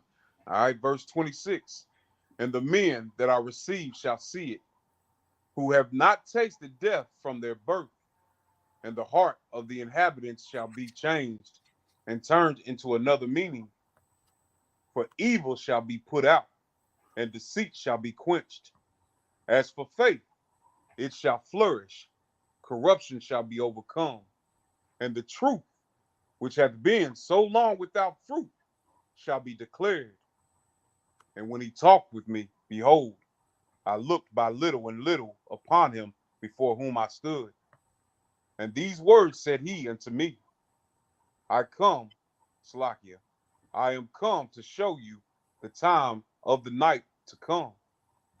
If you will pray yet more and fast 7 days, I shall tell you greater things by day than I have heard. For the voice, Slakia, for your voice is heard before the Most High. For the mighty have seen your righteous dealings. He have seen also your chastity, which you had, which you have had ever since your youth. And therefore hath he sent me to show you all these things, and to say unto you, be of good comfort and fear not, and hasten not with the times that are past, to think vain things, that you may not hasten from the latter times. And it came to pass after this, that I wept again and fasted 7 days in like manner, that I might fulfill the 3 weeks which he told me. Mm. And in the 8th night was my heart vexed within me again, and I began to speak before the Most High. For my spirit was greatly set on fire, and my soul was in distress. And I said, O Yahweh, you spake it from the beginning of the creation, even the first day, and said thus, let Shemaim and Eretz be made, and your word was a perfect work. And when, Salakia, verse 39, and then was the spirit, and darkness and silence were on every side. The sound of man's voice was not yet formed. Then commanded you a fair light to come forth of your treasures, that your work might appear. Upon the 2nd day you made the spirit of the firmament, and commanded it to part asunder, and to make a division between the waters, that the one part might go up, and the other remaineth beneath. This is Bereshit. Mm-hmm. Upon the 3rd day, you did command that the waters should be gathered in the 7th part of the earth. 6 parts have you dried up and kept them, to the intent that of these some being planted of the Most High and tilled might serve you. So this seventh part, it sound like the 7 continents. So in consonants, he dried up. Indeed, Aki. Yep. That's exactly where my mind went when you read that. Mm-hmm. Verse 43. For as soon as your word went forth, the work was made. For immediately there was great and innumerable fruit, and many and diverse pleasures for the taste, and flowers of unchangeable color, and odors of wonderful smell. And this was done the 3rd day. Upon the 4th day, you commanded that the sun should shine, and the moon give her light, and the stars should be in order, and gave them a charge to do service unto man that was to be made. Making another point on that, this is written when, modern man, you know, they they weren't sure about there being a North and South America. Mm-hmm. Uh, of course, we know that uh, some people from Africa had traveled to, the northern hemisphere and knew about it, but this wasn't common thought. If you look at most of those maps of antiquity, they've got only Europe, Africa, and Asia. Mm-hmm. They didn't even have an Australia on those maps. So Wow. this is the highest learning, Wow. Yeah, that is like extraordinarily to think about because he's even including Antarctica. Indeed, Yeah. indeed. Wow. Yeah. Hmm. Uh, but wait a minute. Well, we'll get back to that. But verse 46, and gave them a charge to do service unto man that was to be made. Upon the 5th day, you said unto the 7th part, where the waters were gathered, that it should bring forth living creatures, fowls, and fishes. And so it came to pass. For the dumb water and without life brought forth living things at the commandment of the Most High, that all people might praise your wondrous works. Then did you ordain 2 living creatures, the one you called Enoch, and the other Leviathan, Hmm. and did separate the one from the other for the 7th part, namely, where the water was gathered together might not hold them both. Unto Enoch, and this is it's not talking about Enoch, it's talking about Meremoth. Mm. Meremoth and Leviathan that we had read about, And the the the secret. great beast of the land and the great beast of the sea. Okay, kind. I wonder why it's called the Enoch right here. I'm not sure. Huh. Verse 51. Unto Enoch they gaveth one part, which was dried up the third day, that he should dwell in the same part, wherein are thousand hills. But unto Leviathan you gave it the seventh part, namely the moist, and has kept him to be devoured of whom thou wilt. And when upon the sixth day you gave a commandment unto the erects, that before you it should bring forth beasts, cattle, and creeping things. And after these, Adam also, whom thou madest master of all your creatures. Of him come we all, and the people also whom you have chosen.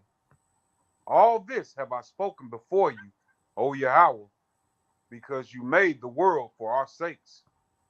As for the other people, which also come of Adam, thou hast said that they are nothing, but be like unto spittle, and has likened the abundance of them unto a drop that falleth from a vessel.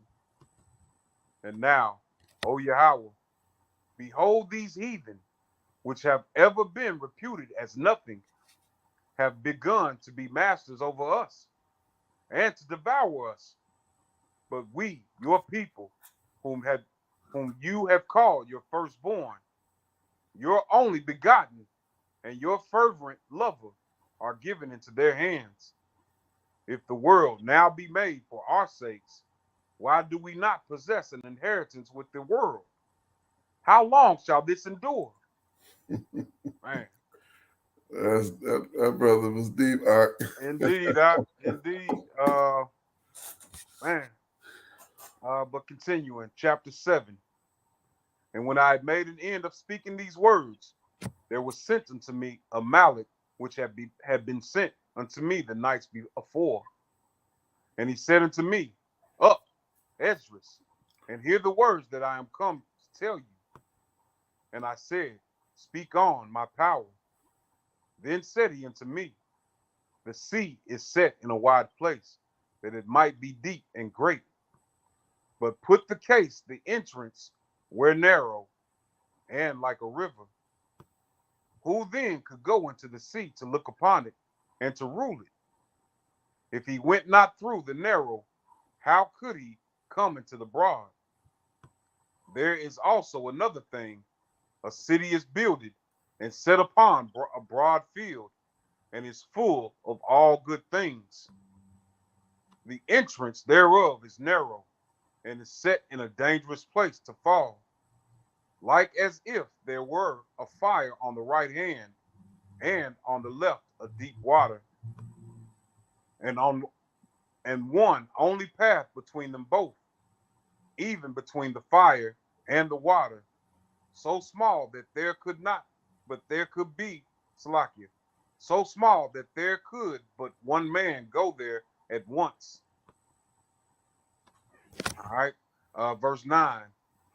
If this city now were given unto a man for an inheritance, if he never shall pass the danger set before it, how shall he receive this inheritance? Mm. And I said, It is so, Adonai. Then said he unto me, Even so also is Yasharal's portion, because for their sakes I made the world. Mm. And when Adam transgressed my statutes, then was decreed that now is done. Then were the entrances of this world made narrow, full of sorrow and travail. They are but few and evil, full of perils and very painful. Salakia, I'm wondering why we don't. I've never seen brothers bring this up. It kind of, Like it makes like they go to the previous chapter, but they don't. I've never seen them come here. I'm gonna tell you, there's a study that IUIC did. One of the brothers from that body had brought out a study back in 2020 about it. Mm-hmm. I'm gonna send it to you when we get off the call. Okay, come. All right, verse 13. For the entrances of the elder world were wide and sure, and brought immortal fruit. If then they that live labor not to enter these straight and vain things, they can never receive those that are laid up for them. Now, therefore, why disquieted thyself, seeing you art but a corruptible man? And why art you moved, whereas you art but mortal? Why have you not considered in your mind this thing that is to come, rather than that which is present? Then answered I and said, O Yahweh that bearest rule, you have ordained in your Torah that the righteous should inherit these things, but that the unrighteous should perish. Nevertheless, the righteous shall suffer straight things, and hope for wide. For they that have done wickedly have suffered the straight things, and yet shall not see the wide. He had broke down this chapter pretty good too. Okay. Yep. Verse 19, and he said unto me, there is no judge above the Most High, and none that hath understanding above the highest. For there be many that perish in this life, because they despise the Torah of the Most High that is set before them. Right. For the Most High hath given straight commandments to such as came, what they should do to live, even as they came, and what they should observe to avoid punishment, avoid sin. Right. Nevertheless, they were not obedient unto him, but spake against him, and imagined vain things, and deceived themselves by their wicked deeds, and said of the Most High that he is not, and knew not his ways. Mm. But his Torah have they despised, and denied his covenants. In his statutes have they not been faithful, and have not performed his works. And therefore, Esdras, for the empty are empty things, and for the full are the full things. Behold, the time shall come that these tokens which I have told you shall come to pass, and the bride shall appear, and she coming forth shall be seen, that now is withdrawn from the arrests. And whosoever is delivered from the foresaid evils shall see my wonders. For my son, Yahweh shall be revealed with those that be with him, and they that remain shall rejoice within 400 years. Huh. Right. Wow. Yeah, I'm not, well, I know that he's talking about, the Messiah, but it kind of, was the Messiah speaking in third person, or, I'm just trying to Right. understand it, but I don't know. This is a different chapter from what we were reading before, but I don't know. I don't know. Yeah. Yeah. This is interesting. Yeah, Maybe that's okay. I'll check out that study you sent me out. yeah. Verse 29. After these years shall my son Mashiach die, and all men that have life, and the world shall be turned into the old silence 7 days, like as in the former judgments, so that no man shall remain. And after 7 days the world that yet awaketh not shall be raised up, and that shall die that is corrupt. And the erect shall restore those that are asleep in her. And so shall the dust, those that dwell in silence, and the secret places shall deliver those souls that were committed unto them. And the Most High shall appear upon the seat of judgment, and misery shall pass away, and the long suffering shall have an end. But judgment only shall remain, truth shall stand, and faith shall wax strong, and the work shall follow, and the reward shall be showed, and the good deeds shall be of force, and wicked deeds shall bear no rule. Then said I, Abraham prayed for the Sodomites, and Moshe for the fathers that sinned in the wilderness, and Yahweh after him for Yasharal in the time of Akan, and Shemuel and Dawid for the destruction, and Shlomo for them that should come to the sanctuary. and Eli for those that received rain, and for the dead that he might live, and Ezekiah for the people in the time of this of this king, Mm-hmm. and many for many. Even so now, seeing corruption is grown up and wickedness increased, and the righteous have prayed for the unrighteous. Wherefore shall it not be so now also? So, are we not to pray for these people now? Hmm. He answered me and said, this present life is not the end, where much glory do abide. Therefore have they prayed for the weak. But the day of doom shall be the end of this time, and the beginning of the immortality for to come, wherein corruption is past. Intemperance is at an end. Infidelity is cut off. Righteousness is grown, and truth is sprung up. Then shall no man be able to save him that is destroyed, nor to oppress him that hath gotten the victory. I answered then and said, this is my first and last saying, that it had been better not to have given the erects unto Adam, or else, when it was given him, to have restrained him from sinning. God. All right. That's a sensible thing. Yep. All right. Verse 47. For what profit is it for men now in this present time to live in heaviness, and after death to look for punishment? O you Adam, what have you done? For through for through it was you, for through it was thou that sinned. Thou art not fallen alone, but we all that come of you. For what profit is it unto us, if there be promised us an immortal time, whereas we have done the works that bring death? And that there is promised us an everlasting hope, whereas ourselves, being most wicked, are made vain. And that there are laid up for us dwellings of health and safety, whereas we have lived wickedly. And that the glory of the Most High is kept to defend them which have led a weary life, whereas we have walked in the most wicked ways of all.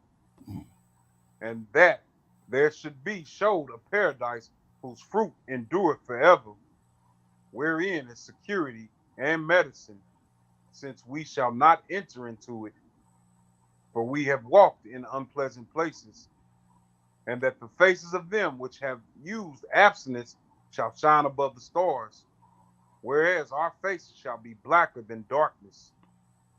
For while we lived and committed iniquity, we considered not that we should begin to suffer for it after death. Then answered he me and said, this is the condition of the battle, which man that is born upon the erect shall fight, that if he be overcome, he shall suffer as you have said. But if he get the victory, he shall receive the thing that I say. So yeah, we all got a battle. Right. But Indeed. this is the life whereof Moshe spake unto the people while he lived, saying, choose you life that you may live. Mm-hmm. Nevertheless, they believed not him, nor yet the prophets after him, nor, no, nor me, which have spoken unto them, that there should be not Slakia, that there should not be such heaviness in their destruction, as shall be joy over them that are persuaded to salvation. I answered then and said, I know, Yahweh, that the Most High is called merciful, and that he had mercy upon them which are not yet come into the world, and upon those also that turn to his Torah, and that he is patient and long suffering those that have sinned as his creatures, and that he is bountiful, for he is ready to give where it needeth, and that he is of great mercy, For he multiplied more and more mercies to them that are present and that are past, and also to them which are to come. For he shall not multiply his for he for he for if he shall not multiply his mercies, the world would not continue with them that inherit therein. And he pardoned it. For if he did not so of his goodness, that they which have committed iniquities might be eased of them, then 10,000th part of men should not remain living and being judged, if he should not forgive them that are cured with his word, and put out of the multitude, Slakia, and put out the multitude of contention, there should be very few left pre-adventure, an innumerable multitude. Kind. Yeah. Yeah, this is man, this is deep water. We're gonna finish up chapter 8 here. These 63 here. I'm gonna take these out. All right, Khan. Yeah, let's finish this on out. Get us on out of here. All right. So this is the book of Second Ezra, chapter number 8, verse number 1. And he answered me, saying, the Most High have made this world for many, but the world to come for few. I will tell you the similitude, Ezra. And when you ask the earth, it shall say unto you that it giveth much mood. That should be wood. Much. I'm not sure. I think I've seen a few different misprints on here. You know. Yeah. I'm saying, give it much wood, wherefore earthly vessels are made, but little dust of gold come forth. Even so is the course of the present world. There be many created, but few shall be saved. So answered I and said, swallow then down, O my soul, understand and devour wisdom. For you have agreed to give ear, and are willing to prophesy. For you have no longer space than only to live. O Adonai, I would suffer not your servant, that we may pray before you, and give us seed unto our heart, and culture of our understanding, that we may come fruit of it. How shall each man live that is corrupt, who bears the place of man? Who bears the place of man? Verse 7. For you are alone, and we all are workmen of your hands. Slucky.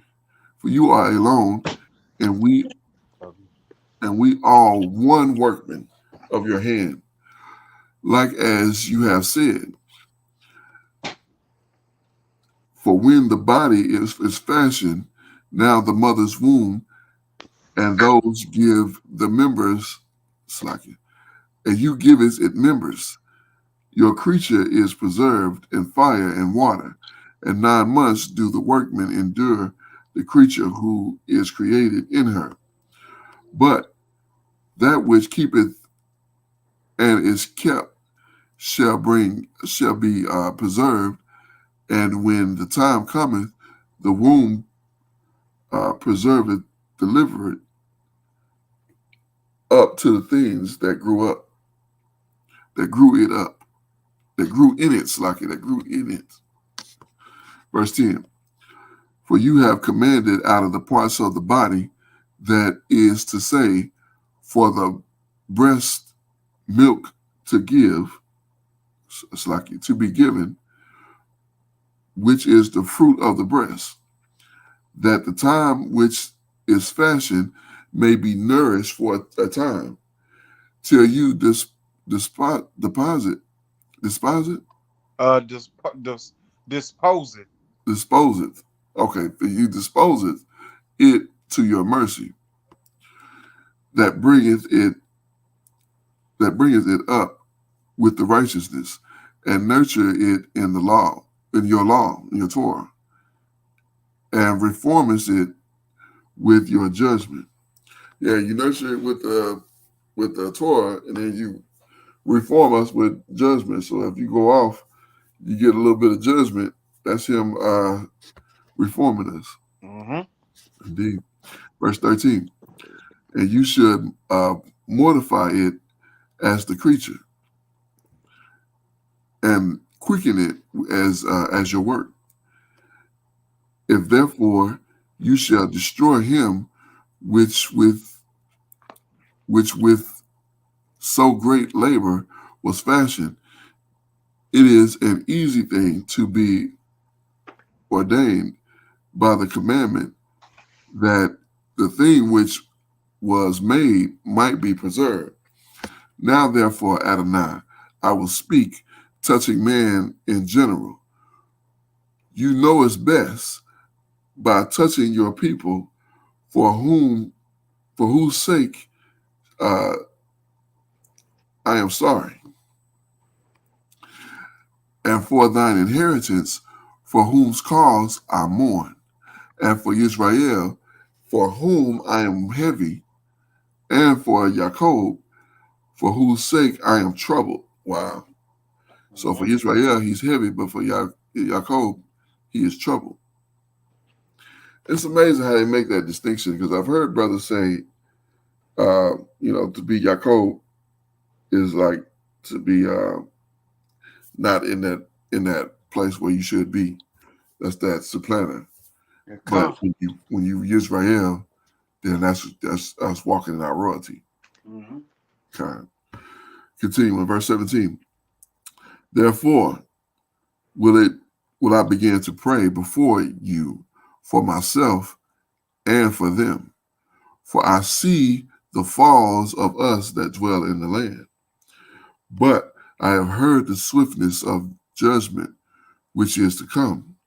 Therefore, hear my voice and understand my words, Slakia, and I shall speak before you. This is the beginning of the words of Esdras, before he was taken up, and said, O Adonai. Esdras was taken up No. Well, before he was taken up. Okay, continuing. yeah, I'm like, wait a minute, I didn't realize that. Okay. Verse 20. O Adonai, or O Yahuwah, you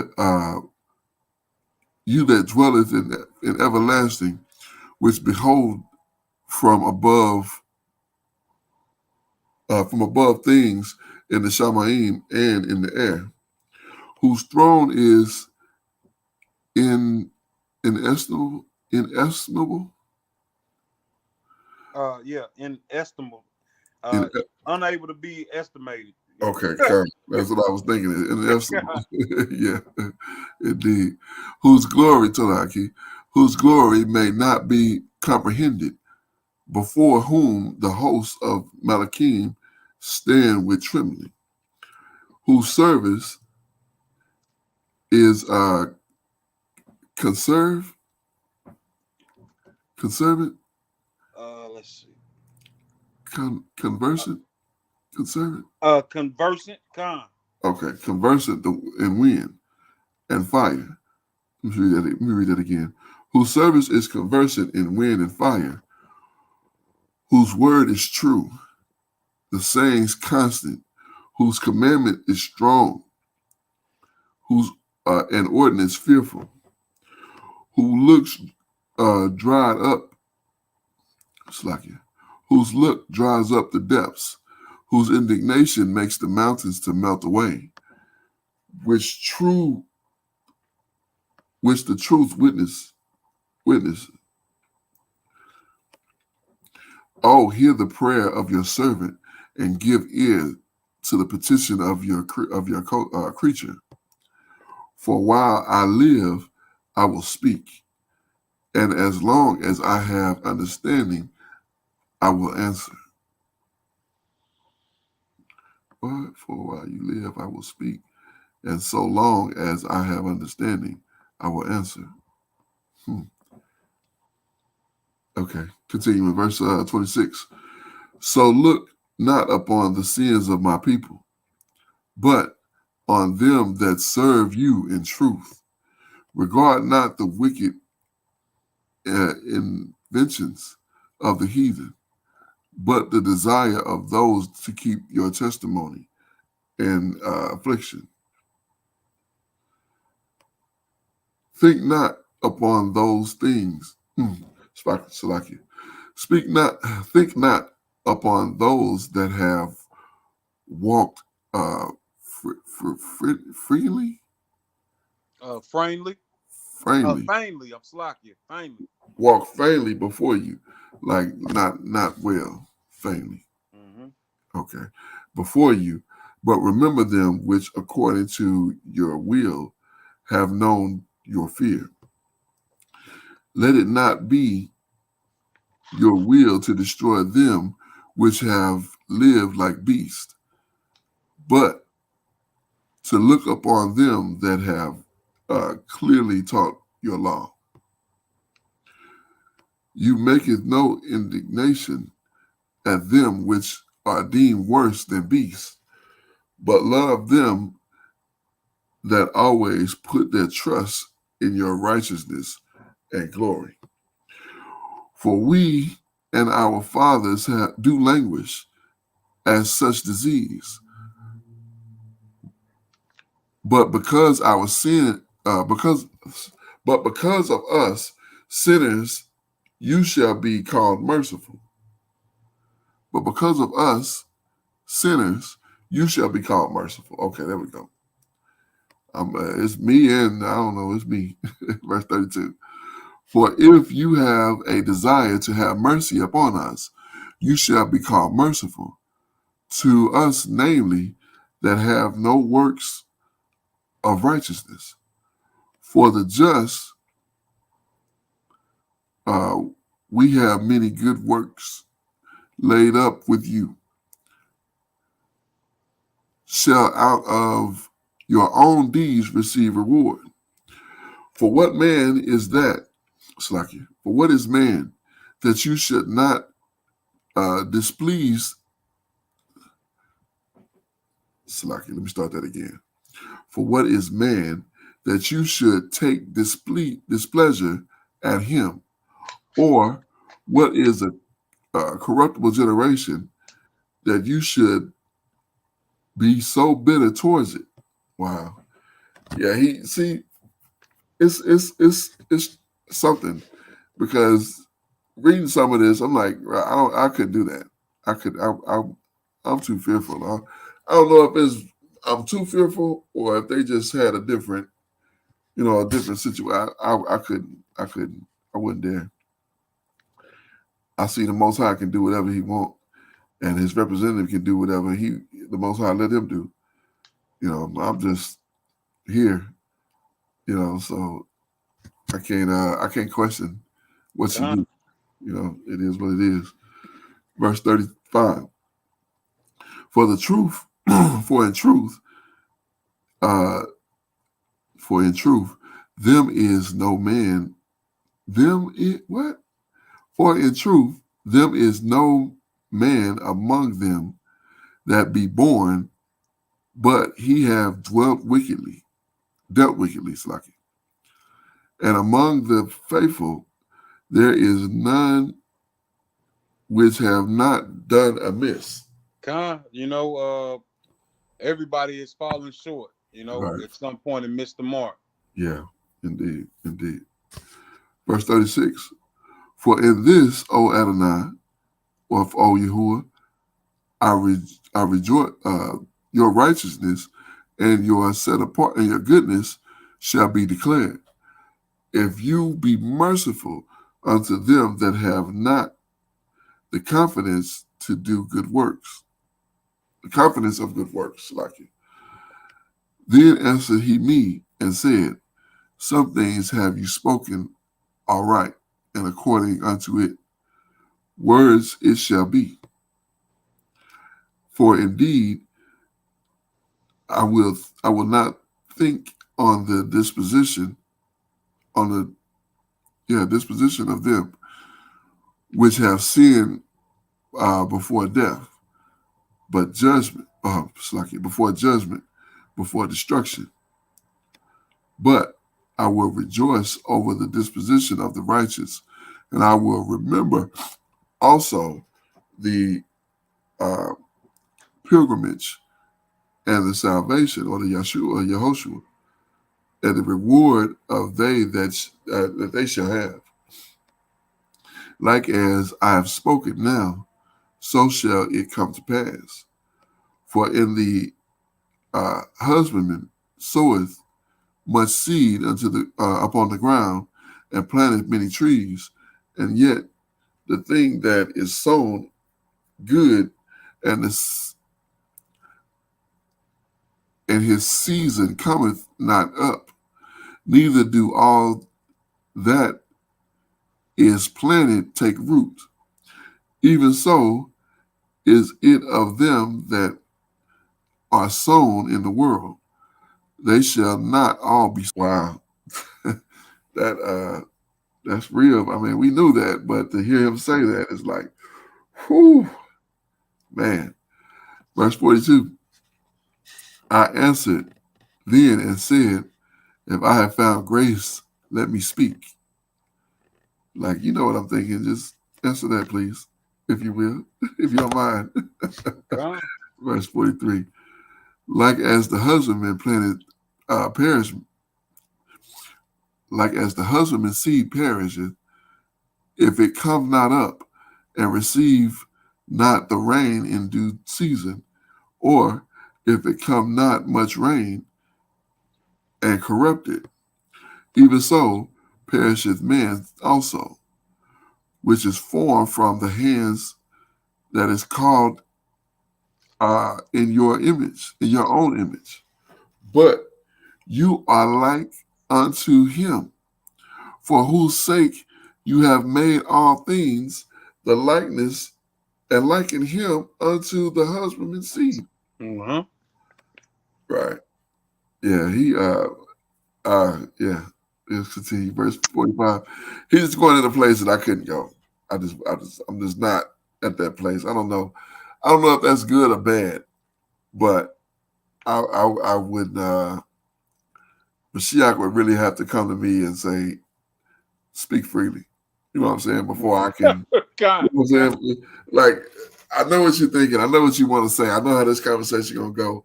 Just say what you want to say, and I'll give you an answer. Before I can say, just deal like this, because I'd be like, I think I just had my face on the floor, before his feet, and that would pretty much be it. So, verse 45, verse 45. Be not wroth with us, uh, but spare your people, and have mercy upon your own inheritance, for you art merciful unto your creature. Then answered he me and said, Things present for the present, and things to come for such as be to come. It's funny how they use future there, but continue in verse 47.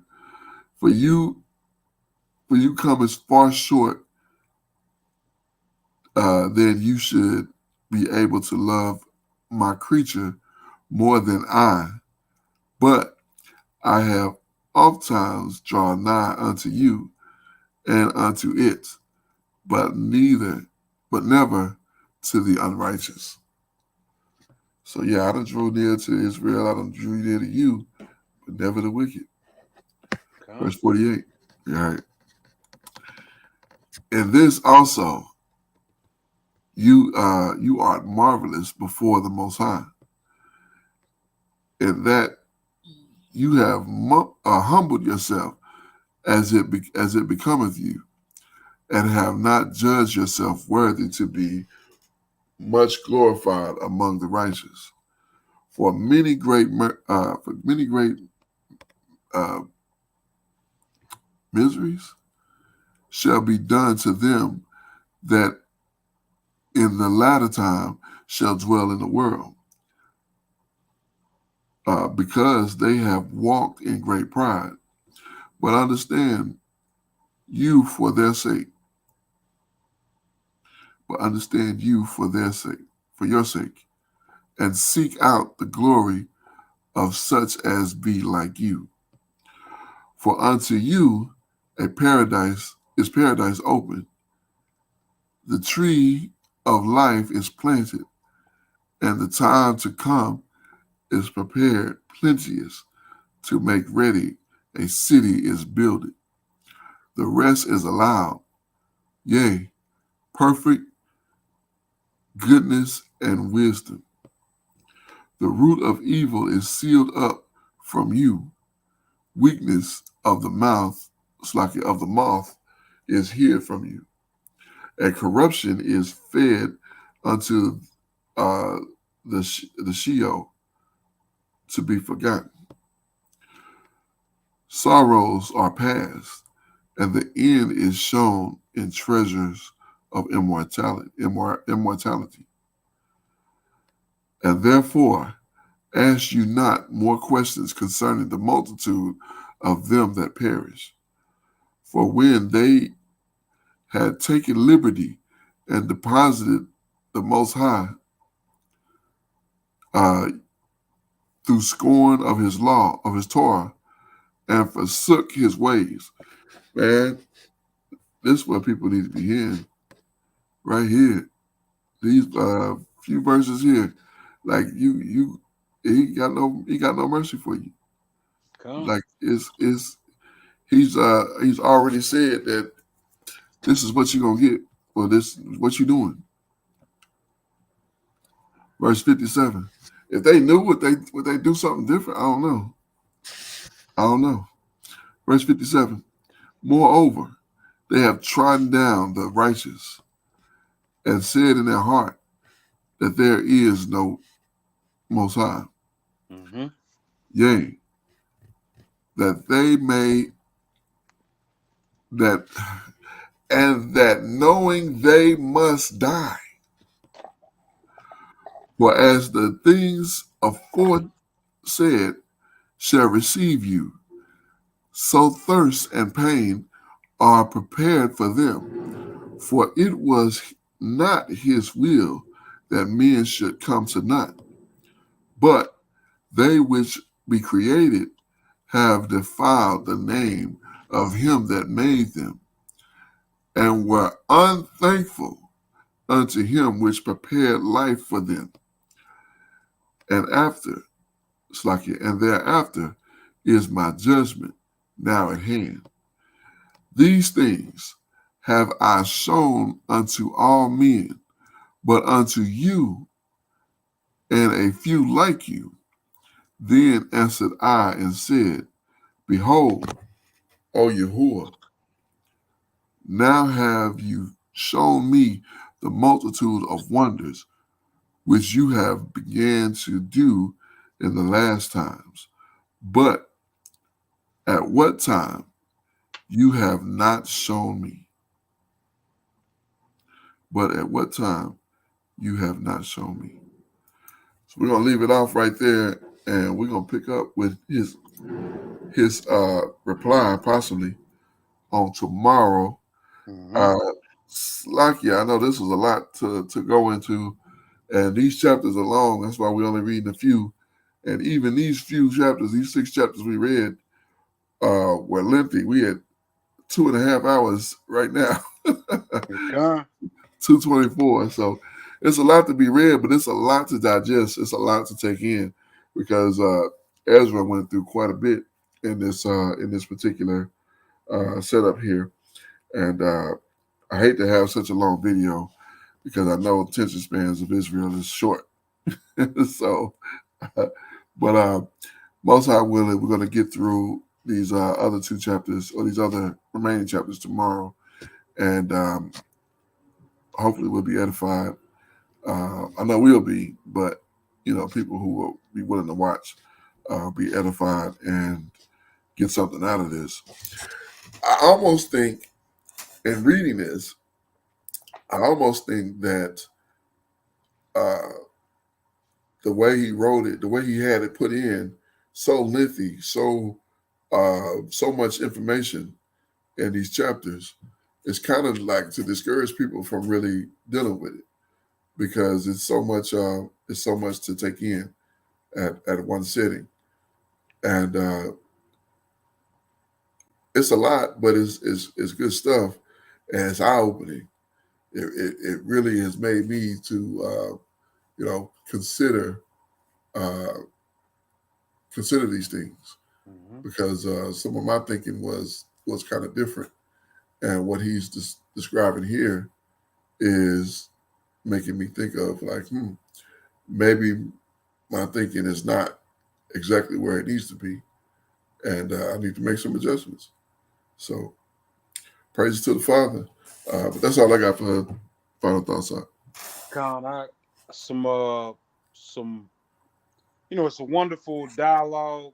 Uh, all praises to the Most High that the Most High put something special in Ezra, not only to intercede for his people, but to also not be puffed up with his own righteousness. Right. Because it's almost like I said, a similar situation with Moshe. Like, what if Moshe been like, yeah, just make a whole nother people out of me? You know, Exactly. that didn't happen. Likewise, we're not hearing about Esdras being boasted up and asking for just himself to be saved. Right. He's considering his people. Uh, I'm looking forward to getting into this tomorrow as well because I mean it's a better conversation than Job had with the Yeah. Most High. You know what I mean? Indeed. Indeed. Yeah. But yeah, that's all I got. All praises to the Most High. All praises. Hallelujah. Yes, indeed. Uh, so apologetic for the. I know it was a lot, and it's easy to get. Once you stare at words so much, they kind of just run together, and it's easy to get your eyes crossed and your tongue twisted. And I know that's not the people don't want to hear that, but I hope you can take. I hope the people watching this will take the meat and spit the bone out uh, because the point of it is to go through the text and to be edified through what's written. So uh, yeah. But with that, we're gonna close it out here. And praises to the Father. We're going to close out with the book of Ecclesiastes, chapter number 12 and verse number 13. And this is why we read this. We decided to read this every time we come on, because this is so important to not only to us, not only to this nation, but it's important to the Most High. It's important to his representative, the Messiah, the Mashiach. It's important to them that we Ecclesiastes chapter 12 and verse 13. Let us hear the conclusion of the whole matter. Fear the Most High and keep his commandments, for this is the whole duty of man. I mean, we literally read that for the wicked, it's going to be judgment, it's going to be destruction. That's what the Messiah was telling Ezra. That's what we just read here through all these chapters that we just went through. And he reiterated it over and over and over again. So even the wicked of Israel is going to be destroyed because that's the way it's got to go. You can't be wicked and deal with the Most High or deal with Hamashiach at that level. The what he's going to give us, it can't go to the wicked. Or what he's going to give to the people, what the people are going to become. If they were wicked and became that, it would be a problem. So that can't happen. That's why they have to be destroyed. So we like to read this 3 times. Let us hear the conclusion of the whole matter. Fear the Most High and keep his commandments, for this is the whole duty of man. It is so very important and imperative that we understand we don't do this for our health or for our well-being. We do this because this is who we are. This is our culture. We are to fear the Most High and keep his commandments because this is the reason that we were made. I am again your Akazaki Yahoo, joined by my most esteemed Akinanaya, giving all praises, honor, and great esteem unto the Most High Power, Yahuwah Bahashem, Yahushua Hamashiach, and to the 12 tribes of Israel who are scattered to the four quarters of the earth. I say Shalom wa Baruchim, that is peace and blessings. And I cannot wait. I cannot wait. I cannot wait until the day that the Most High brings us back together. We are once again 12 tribes, one family, one nation, one righteous nation, under the Most High power, under one covenant. Until that day, shalom, family. Shalom, shalom, Mr. Pakai. Hallelujah. Praise